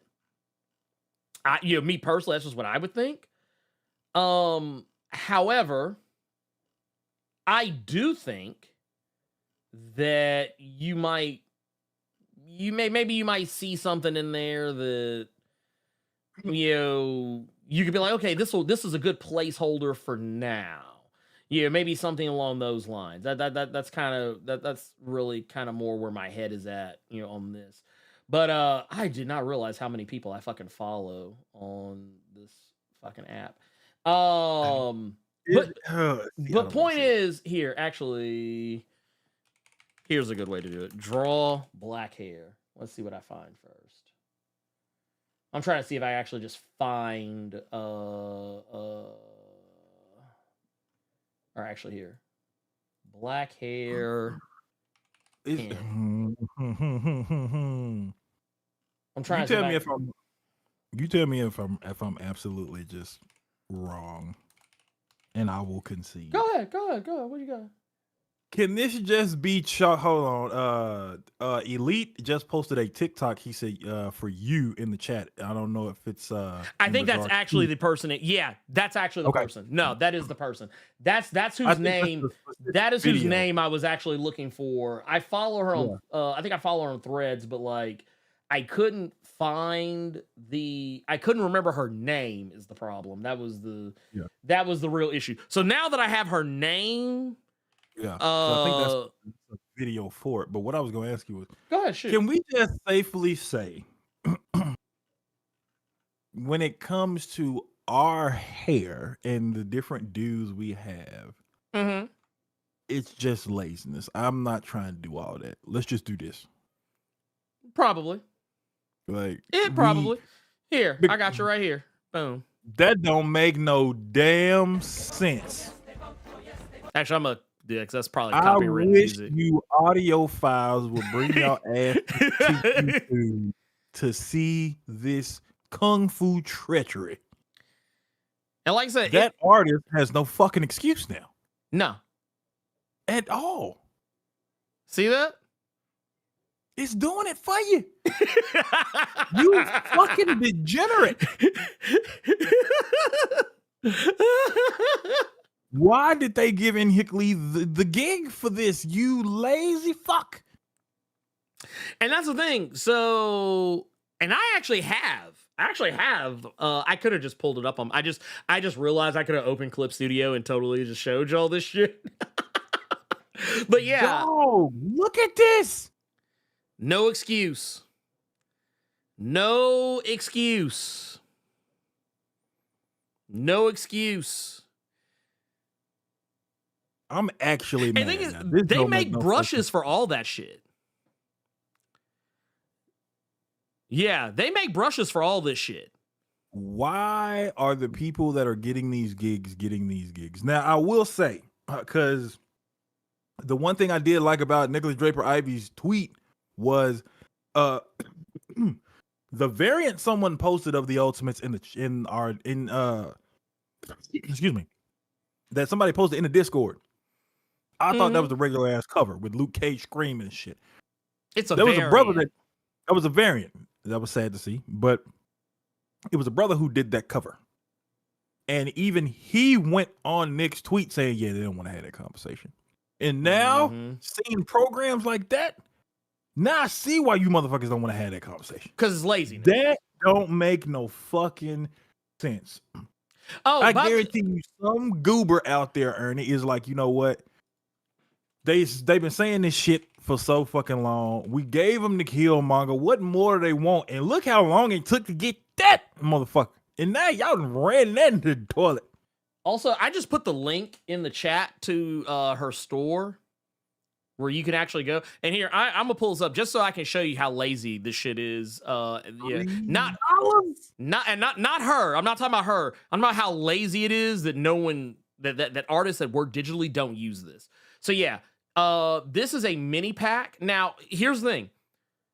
She has them for different programs.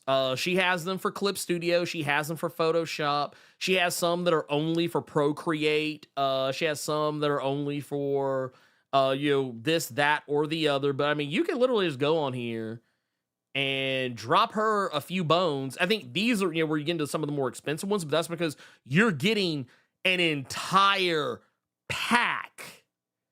You're getting like an entire pack. Like, she has a whole bunch of them. She has a whole bunch of them. Like I said, this is just, if you go to that link, and here's the thing, that's what I'm saying. Like, they're not expensive. They're easy, and they're easy to use. I use Clip Studio, and I use them just fine. But yeah, go figure. Yeah. But these are all the ones. These are all the ones, like I said, she's not even asking a whole lot. Like, if you go back up here, these are like some of the mini packs. Even if you just do the mini pack, because like not everybody needs every single fucking pack. But like, if you just go here and do the little mini packs. Do the little mini packs. Easy. Shout out to her for giving you all this easy of access to do that, and y'all still don't. And still don't fucking do it. So yeah, it's laziness. It's laziness, and black hair is not a priority. Not many artists put that much thought into it. Just being real with you. That said, let's go ahead. You gave your recommendation. I'm gonna say let's take a look at. We're gonna kind of zoom through some stuff because I'm not gonna lie, I kind of have somewhere that I gotta be. I will also say here, let's go with these because we got let's see here. Let's go. We have a super chat from like 5 ever ago from Talali House says, would you ever consider Warhammer covering Warhammer lore on videos? Ooh. I'm gonna say no. Ooh. I'm gonna say no. And the reason why is because I don't think anyone will watch it. I don't think I'm gonna watch it. I couldn't even get people to regularly watch Star Wars videos unless they were shorts. People would watch the shorts, but they wouldn't watch the actual videos that I put way more time into, which is kind of wild considering that I'm considering doing another round of Star Wars videos. We'll see how that goes. But yeah, I tried to get people on game, but they did not care. They did not care. I'm gonna go on a limb and say they probably would not care about this either. And as Elite X1 just said, Warhammer stuff will be too time consuming, and the stuff I do already is time consuming for me. So yeah, no. The lore videos I've seen where motherfuckers have condensed them are videos I put when I'm going to sleep because the motherfuckers be like 3 hours. And that's not even everything, Warren. Boy. Can't do it. Won't do it. What was I gonna say? I'll leave this up because we'll probably shoot over to it here in just a moment. Okay. Yeah, they'd be like 2, 3, 4, 5, fucking 6 hours. No, I'm not doing that. Yeah, that is and not only that, you something that Robo always used to tell me, still tells me a lot of the time, is one of the most truest things I've ever heard anyone say before in life, and it's a simple saying: you live in the house you built. You live in the house you built. I live in the house that X-Men built. No matter how many times I try, like, and like I said, I want to make this clear. No matter how many times I've had people try and clown me and say, "Oh, you're just fucking Marvel shill. You're just fucking, yeah, you're just fucking Marvel shill. You don't even do, all you do is Marvel bullshit." Never mind the fact, Carter, that yes, I do Marvel shit. But look at all this other shit that I also do. I did a fucking Black Lightning video. I did you and these different goddamn thumbnails because these look completely different than the ones I've seen at work. Promise, bro. I'm sorry. You got variant thumbnails. Disgusting. Hey, it's just like a comic, man. Jeez. It's just like a comic, man. Look, I've been doing Absolute Batman, Absolute Superman. Scroll down a little bit. Let's scroll down a little bit. Absolute Wonder Woman, Detective Comics. Look at just right there. You over Wonder Woman, and it goes to Roman Reigns. Hey, that is such nasty work. It really is. That is such nasty work, but I love it. I fucking love it. Also, look, Thundercats right here, right there. Thundercats. Oh man, talking with Ed Brisson about Apex and Silverhawks. Talking about the Turtles. Yeah. Talking about the Turtles and Naruto. Don't sit here and tell me that I only do Marvel shit. Like, you know what it is? YouTube does not show the other videos. That's why I'm always harping about clicking like on the videos, because if you click like, YouTube will recommend it more.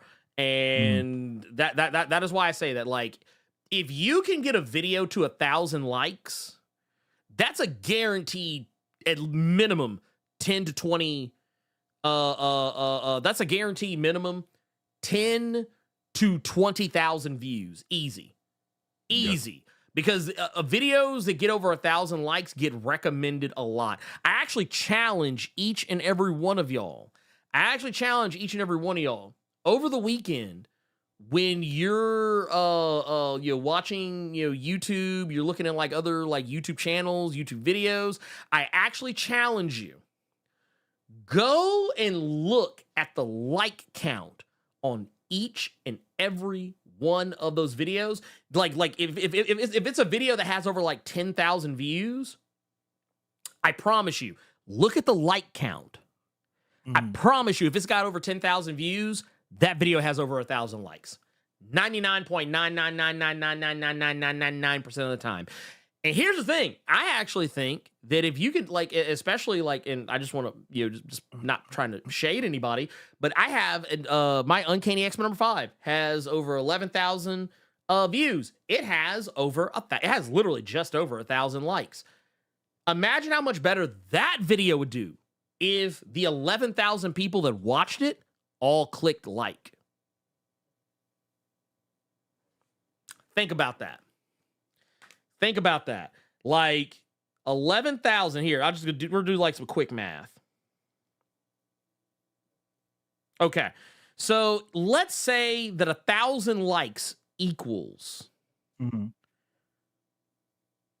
Let's say that 1,000 likes equals 11,000 views. Let's just, we're just bullshitting. What if all 11,000 people that watch the video, if we go by that logic, if all 11,000 people that watched that video, clicked like, guess how many more videos or how many more views that video could potentially get. Here, I'm going to do this so y'all can see it better. That's 121 million views. That would be insane if you go by that metric. But even if I like halved it, even if I halved that, where like I said, okay, let's say 1,000, let's say 1,000 likes is worth 5,000 views. Let's say that's worth 5,000. If you that would still get me to 10,000. And if you did it, if those 5,000 people all liked the video, that's still 25 million views. I'm just saying. So that's why I always harp about liking the video. I'm saying that's why I'm always harping about liking the video, because it helps out tremendously. So much. It helps out so much. Y'all have no idea. Because for every like, YouTube goes, hey, this video's cooking. We should put this in front of more eyes. That said, let's pull. We got a I got y'all in this name. we got Nerd Large out here with the 13 months of the Blerd Club Silver Mine. Says, what's Carter Beasley's Black X-Man choice? And that oh, and and that 1999 jingle. I mean, Okay.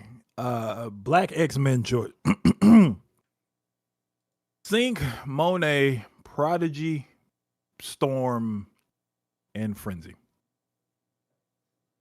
okay, I like it. I like it. I like those answers. I like those answers. I can dig it. I can dig it. He ain't give you that 1999 though. You know, don't even you ain't gonna get that. He ain't gonna let you get that one.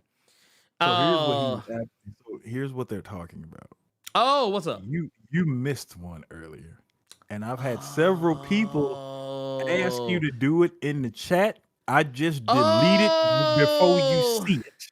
Oh, see, That's what he's talking about. that man. Look, this man, he's a menace. This man's a menace. I can't believe it. He's out here. But you know what I say to that? Y'all know what I say to that? Y'all about to get it. 1999 belated super chat.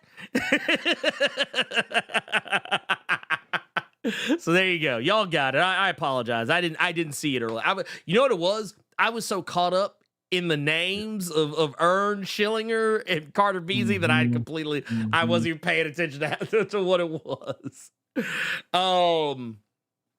Also, you know what? Let's do this. I'm gonna say, what do we have in Question? We got 4. we got 4. Technically, we got 3, but you wanted me to leave one in there. Okay, gotcha. Well, you know, we're gonna go through those, and I tell you what, we're gonna answer that one first. We're actually gonna answer that one first because it's easy setup, and I can totally put you on game about where you can find the answer to your question. So let's go ahead and this one is from JWR 2.0. Says, good afternoon, Blerd and Ernie. Still reeling from the Arcane finale, which I have not watched yet, so there better not be a spoiler in this. But I'm curious about where you think the absolute DC line is shaping up so far. How do you rank the first 3 books? Well, it's funny you say. Ernie, where do you rank them? Well, you see, we actually did this whole episode. It was the Blerd Cave 280 just a couple of weeks ago. Go watch that, and it'll tell you everything you need to know.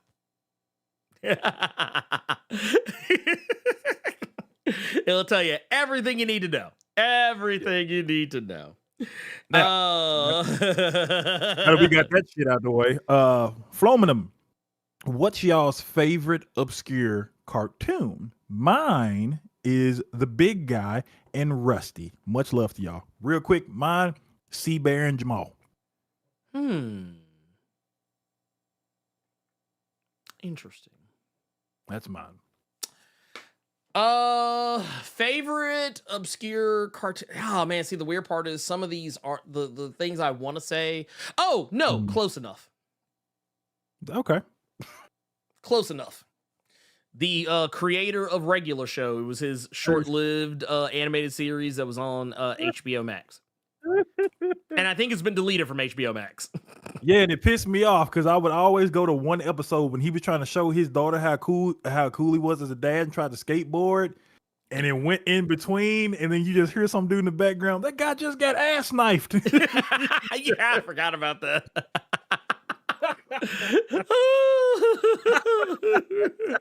So yeah. Okay. Yeah, that's mine. That's mine. And then we got another one from Qdoma. Yep. All right, Qdoma says, "Afternoon, Blerd and Carter. Hope you're doing well. Question of the day: Have you ever played have you ever played an indie game called Killer Frequency? It takes place in the '80s, and you're a radio host that has to prevent people from dying at the hands of a murderer that is on the loose in a small town. I found it interesting. I never played it, but I have heard of it. Killer Frequency. I think it might be on Steam. Yeah. I didn't even know it was it came out a year ago. That sounds like a dope premise, and it's a first person horror game. So yeah, I wanted it for a while and just never got around to playing it. So gotcha. And Elite X1 because of course he knows it is on Steam. I should have known. Look, honestly, I'm almost shocked it has not been on an indie rec already. But no, that is definitely one of the ones. That's one of the ones I need to actually get on. I remember when I heard about it, and it was on my radar, and for whatever reason I lost track of it. But actually, thank you, Qdoma, for bringing it up, because now I'm actually gonna go put it on my Steam wish list. So I'll be able to come back to it. This is the last question from Rough Rider, since you brought up that you ain't able to watch AEW like you want to. Ernie, are you still boycotting WWE since the investigation has weeded out some of the scumbags that used to be in charge? No. Well, and it's because a lot of the enablers and people who were like very instrumental in a lot of like fucked up shit are still there. And also because I just don't give a fuck about WWE anymore. I just don't. That's also the main reason. It actually has more to do than like, my principles. It really ultimately just comes down to I don't care about what WWE does, like on any level. You know what you sound like? Me with Hunt right now. Man, you know what I almost sent you? 1,000 hours in WWE right now. You know what I almost sent you the other day? What's that? I almost sent you this video that Crytek did where they did an interview with Post Malone. Because apparently he plays Hunt Showdown. And and I will say this, though. Unlike some celebrity interviews for video games, it was actually quite insightful because he did something that was kind of nasty. And I'm so shocked that more people aren't talking about it. They asked him if there was one thing that he says, is there anything that you don't like about Hunt Showdown that you wish you could change? Or no, that's not what he said. They asked him, what's the worst way to die? Because he was talking about like dying in a match to like a team of 3 people who all had beetles. He said it was literally like just 12 beetles flying around the map and he died to it. They said, are there any other ways you could think of that are the worst ways to die? He said, no, not really. Well, no, actually, I can't think of one. DCing.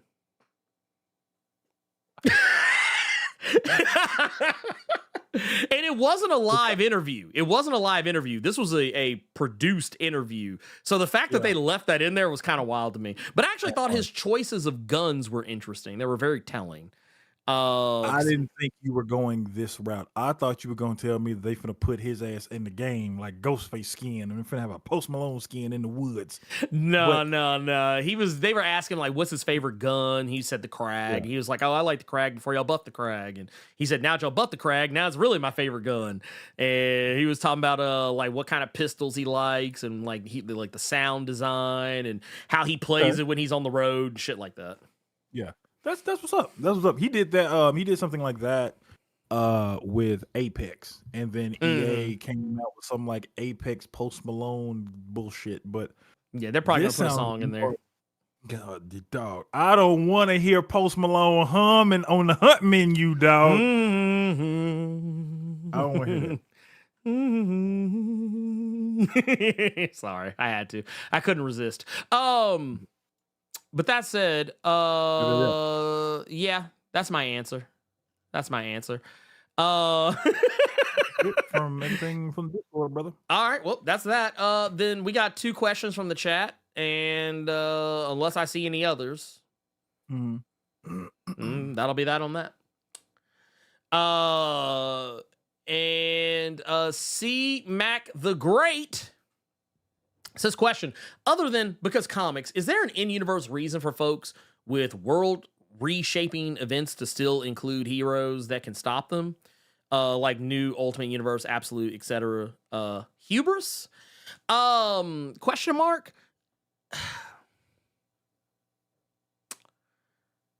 I think, and just to make sure I said that clearly, is there an in-universe reason for folks with world reshaping events?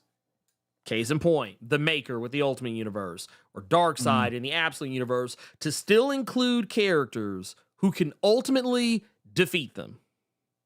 You had the power to reshape the world in the universe in your image, and for whatever dumbass reason, you still allow the heroes in it to exist that could totally fuck up your plans. Which is kind of funny when you think about it, because technically the Maker did do that. He just didn't get everybody for one reason or another. It made no sense. It was that and ego. Yeah, it's ego. Especially with his ass. Yeah. Well, I mean, because he could have killed Reed Richards, and yet he kept him around.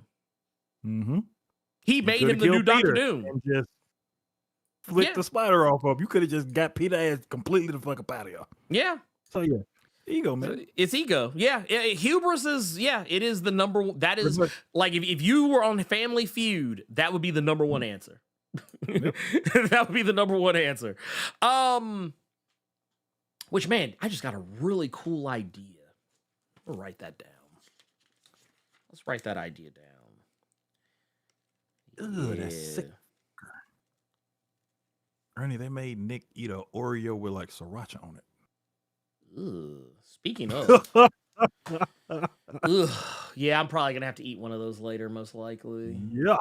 Or some kind of mayo that's some kind of spicy mayo or something. Yeah, I think it's probably like some. Oh, I wonder if it's that stuff that he put on those pitas he made last time I was over there. It was delicious, but I could not eat that shit on a fucking Oreo. I'll throw up. Next question. This one comes from John Stewart. Says, thanks again for a great show, gentlemen. Carter, thoughts on the change they're making to your favorite character, John Kent? Actually, you have to put me on game because I was not aware of a change.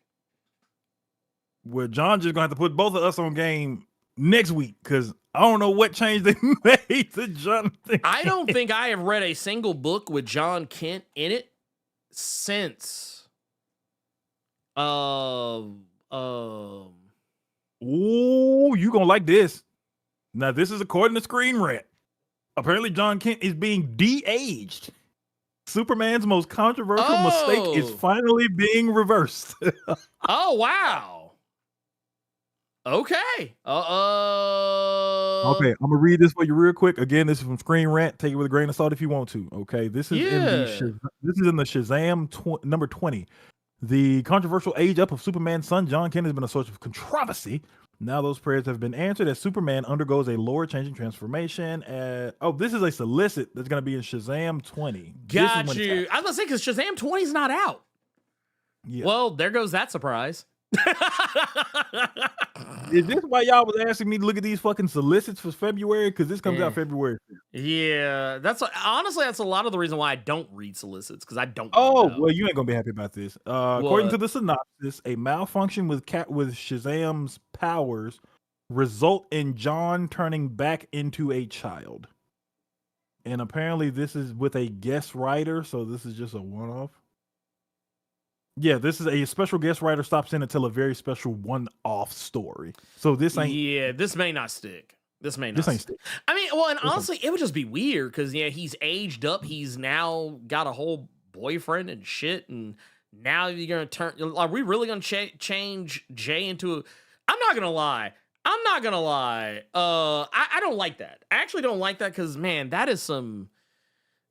Okay, I'm gonna tell y'all why I don't like it. I'm gonna tell you why I don't like it. It's because I personally feel like that's a dangerous story to tell. Even if it's only a one shot. And the reason why I say that is because it's a matter of public record that John Kent and his boo thing, Jay Nakamura, it is a matter of public record that they are in love with each other. They've been together for God, I think Jay's been around for a couple of years now. So here's where my problem comes into play. I'm just going to zoom this in just a touch. Here's where my problem comes into play. If he gets aged down, whether it's permanent or only for one issue, you're going to wind up with a character. You're going to wind up with people that are going to go running out there and try and say, oh, hey, look, see, I told you gay people are pedophiles. Because they're going to be like, oh, hey, wait, or on the other flip side of that, well, he can't be gay if he's aged back down to be a little kid because that's just, that's problematic or da-da-da-da-da. And it's like, look, there's no winning. There's no winning with this on any level. You're not going to win. You're not going to win. There is no winning with this. This is a lose-lose scenario for all parties involved.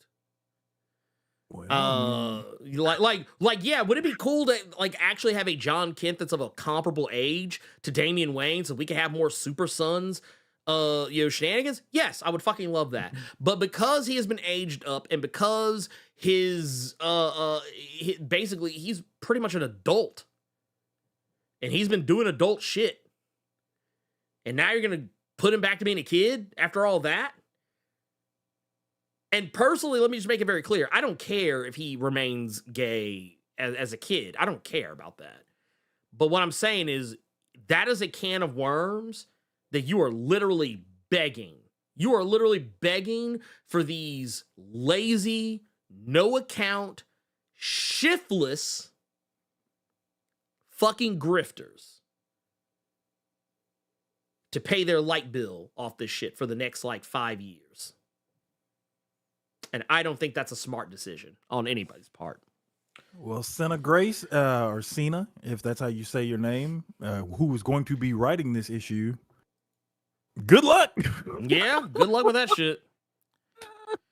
Good luck with that shit. And I want to be clear when I say this too, because Cena is a good writer.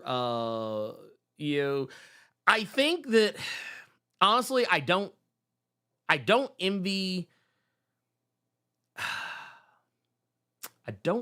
their task. I don't envy his task on this one. For those who don't know, and I guess maybe I should share what I'm talking about here. So, Cena is, was a writer for the Iceman series back in 2018. Wrote some issues of Invincible. Was editor for some issues of Invincible. Actually wrote Iceman not once but twice, because they also wrote Iceman in 2019 as well. And they also did some of the Gem of the Hologram stuff and the Mighty Morphin Power Rangers and they wrote their co-writer of the Go-Go Power Ranger series. Almost forgot about that. Not my personal favorite Power Ranger series, but not because of their writing. It's just I don't know. I don't know. It just is. I just like mainline. Just give me Mighty Morphin or Mighty Morphin Power Rangers, whatever y'all. Yeah, anyway, So yeah, please don't age up John. Just leave him alone. Leave him alone. Turn him loose. Stop. I guess with that, I am also going to say, hey, look, guys, I know, we've been talking a lot about comics and all the other chicanery surrounded. But I do want to say real quick before we get up out of here, I do want to say thank you all for supporting the channel the way you do. Also got a new thing here, Global Comics. Get 33% off your first 1-year subscription. If you want to help the channel out and help yourself out at the same time, Global Comics is a great way to do it. You can scan that QR code that is over there somewhere by Carter, and you scan that, it'll take you straight to the app. If you put in the promo code GCX Blerd Without Fear, it'll get you that 33% off. Or if you click the link that is in the description of this video, or if you're on the Twitch side, do ! GCX, and that will also bring up the link, and you can use that, and it'll take you to the desktop site. Automatically set you up with a 33% off your first 1-year subscription. You can literally read all the fucking comics on there that you want. You read to your heart's content. They literally have everything from DC, Dark Horse, Boom Studios, Dynamite. Yeah, you can actually read Super Sons on there. And if you want to check out some of the Dynamite books that we talked about earlier in the stream, if you want to check out some of the other Dynamite books we talked about, a lot of them are on there as well. And it supports the creators. So, just putting that out there. Also, I am about to head over, once this is all done, I'm going to be heading over to, let me move that out of the way. I will be heading over to the Nerd 901 Extra Life stream. So that will be a thing. Come by, check it out. What have you. And I didn't mean to do that. There we go. Okay. Anyway, come by, check it out, or don't, I don't know. But I think it's an awesome thing to do. You can kind of see on here, we got some exclusive, limited incentives. You've already heard us talking about Nick getting an egg in his face, Adam getting the shit slapped out of him, people taking gross shots at eating nasty beans. We also got some awesome milestones. We're trying to actually raise, at the minimum, we're trying to raise $2,000, because if you do, then both of the Schifani brothers will be taking pies to the face. If we get $3,000, you will see we'll actually do some super hot ones with in VR while eating spicy wings, the hottest of wings. $4,000, we actually get to witness Nick's execution. I mean, he will literally be getting pelted with so many eggs, it will not even be funny. It'll literally be a firing squad of eggs. $5,000, Nick and Adam will get an Extra Life tattoo. That is a life choice, so trust me, no one gets a tattoo lightly. Also, $7,000 stretch goal. Nick will get put through a table by a professional wrestler here in Memphis. And at $8,000, Adam will get his beard dyed purple. Those are the milestones that we're going to be working towards. But something that, and I want to share this because we're going to be giving away some Logitech gaming mice. We'll also be giving away Grizzlies tickets if you live here in Memphis. We'll also be giving away a blue baby bottle microphone. That's actually like a legit microphone that people use for podcasting, live streaming, whatnot, and what have you. Also, you can get a Logitech Yeti caster. And I think this is the most important part. I am actually going to be putting up a couple of manga box sets. Here, I'm going to give myself the one just for a moment. You can get this My Hero Academia 1 to 20, volumes 1 through 20 box set. That's one of the things that I'll be putting on there. And this One Piece box set. Yes, you saw right. One Piece. Volumes 1 through 23. This is all of the East Blue and Baroque Works set. I'll be putting this up. These are first come, first serve. There will not be multiples of these. I literally paid out of pocket my own money to put these up so that you give people incentives to maybe want to donate. But if you want to, if you want the My Hero box set, we're all it requires is an $80 donation, and you be the first person to ask for it.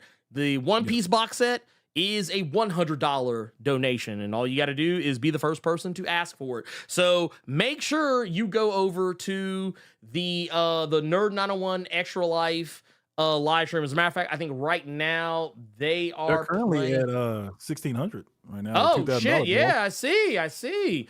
And I got them to, if you put in 70, Adam and Nick will hit each other in the face. I talked him into it during your Dynamite stuff. 'Cause I wanted to see Nick struck. This madman, this absolute mad lad here. So yeah, you can see right here, right now they're playing Mario Party, I believe, even though it does still say Sparking Zero. But yeah, I'll get them to fix that here in just a moment. But yeah, right now they're playing Mario Party. When I get over there, we'll be playing stuff like Mario Party. There will be Ultimate Chicken Whores, Spider Heck, Mario Kart. We'll probably go back to playing some stuff that's already been played. So yeah, just putting that out there. I will put the I'm going to yeah, Maverick Carter just put the link in there right now. If you go to that link, that's the link. That's the link to the live stream. And also here, let me pull this up too, because I want y'all to be able to get to this as well. I have a link to the actual Tiltify page where you'll be able to donate if you feel so inclined. I'll even put it once we are no longer live. I'll put it in there in the chat, you know, or whatever the fuck, somewhere in there. It'll be in there, you know, one way or the other. That said, yeah, I think that's the show.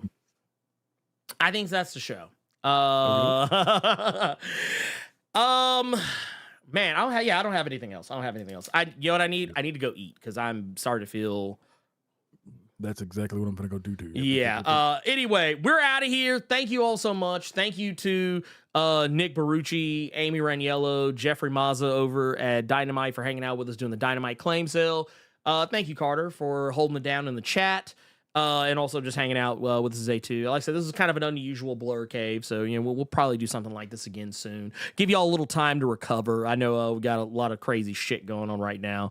And also shout out to Nerd 901 who's raising money for the babies over there at Le Bonheur Children's Hospital, which makes it possible so the children can be treated and taken care of from the types of the syndromes, diseases, and things that no child should have to live through, and making sure that the parents don't have to go broke in the process to save their kid's life. So I just want to put that out there. So yeah, please, by all means, once this stream is over, please go over to the Nerd 901 Twitch channel. I don't know if they actually did their YouTube side of things. I would actually have to go and look. I don't think they did. I'm not 100% certain. I'll have to look. But I'm almost positive that I think they might just be. Nope, the lies I have told you. They are actually on YouTube right now as well. So, hey, do me a favor, y'all.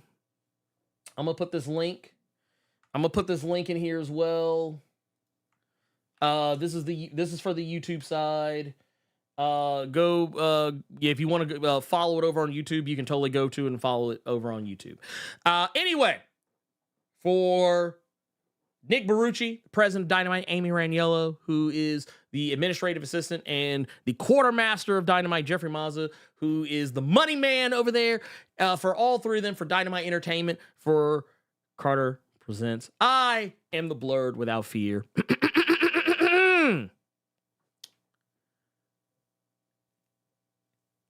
And whoever is out here drawing these fucked up ass black hairlines in comics, when there are perfectly good brushes out here right now that will literally draw the hair for you without you having to even so much as bend your wrist the wrong way, you can go to hell. Bye!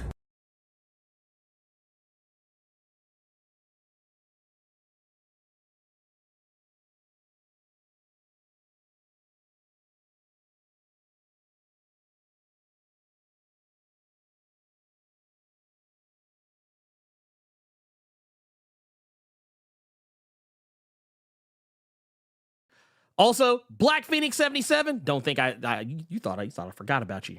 Thank you for that. Blerd Club Gold membership. I see you out here. I see you out here 10 months in a row. That's nothing to sneeze at. Krakoa forever! Bye!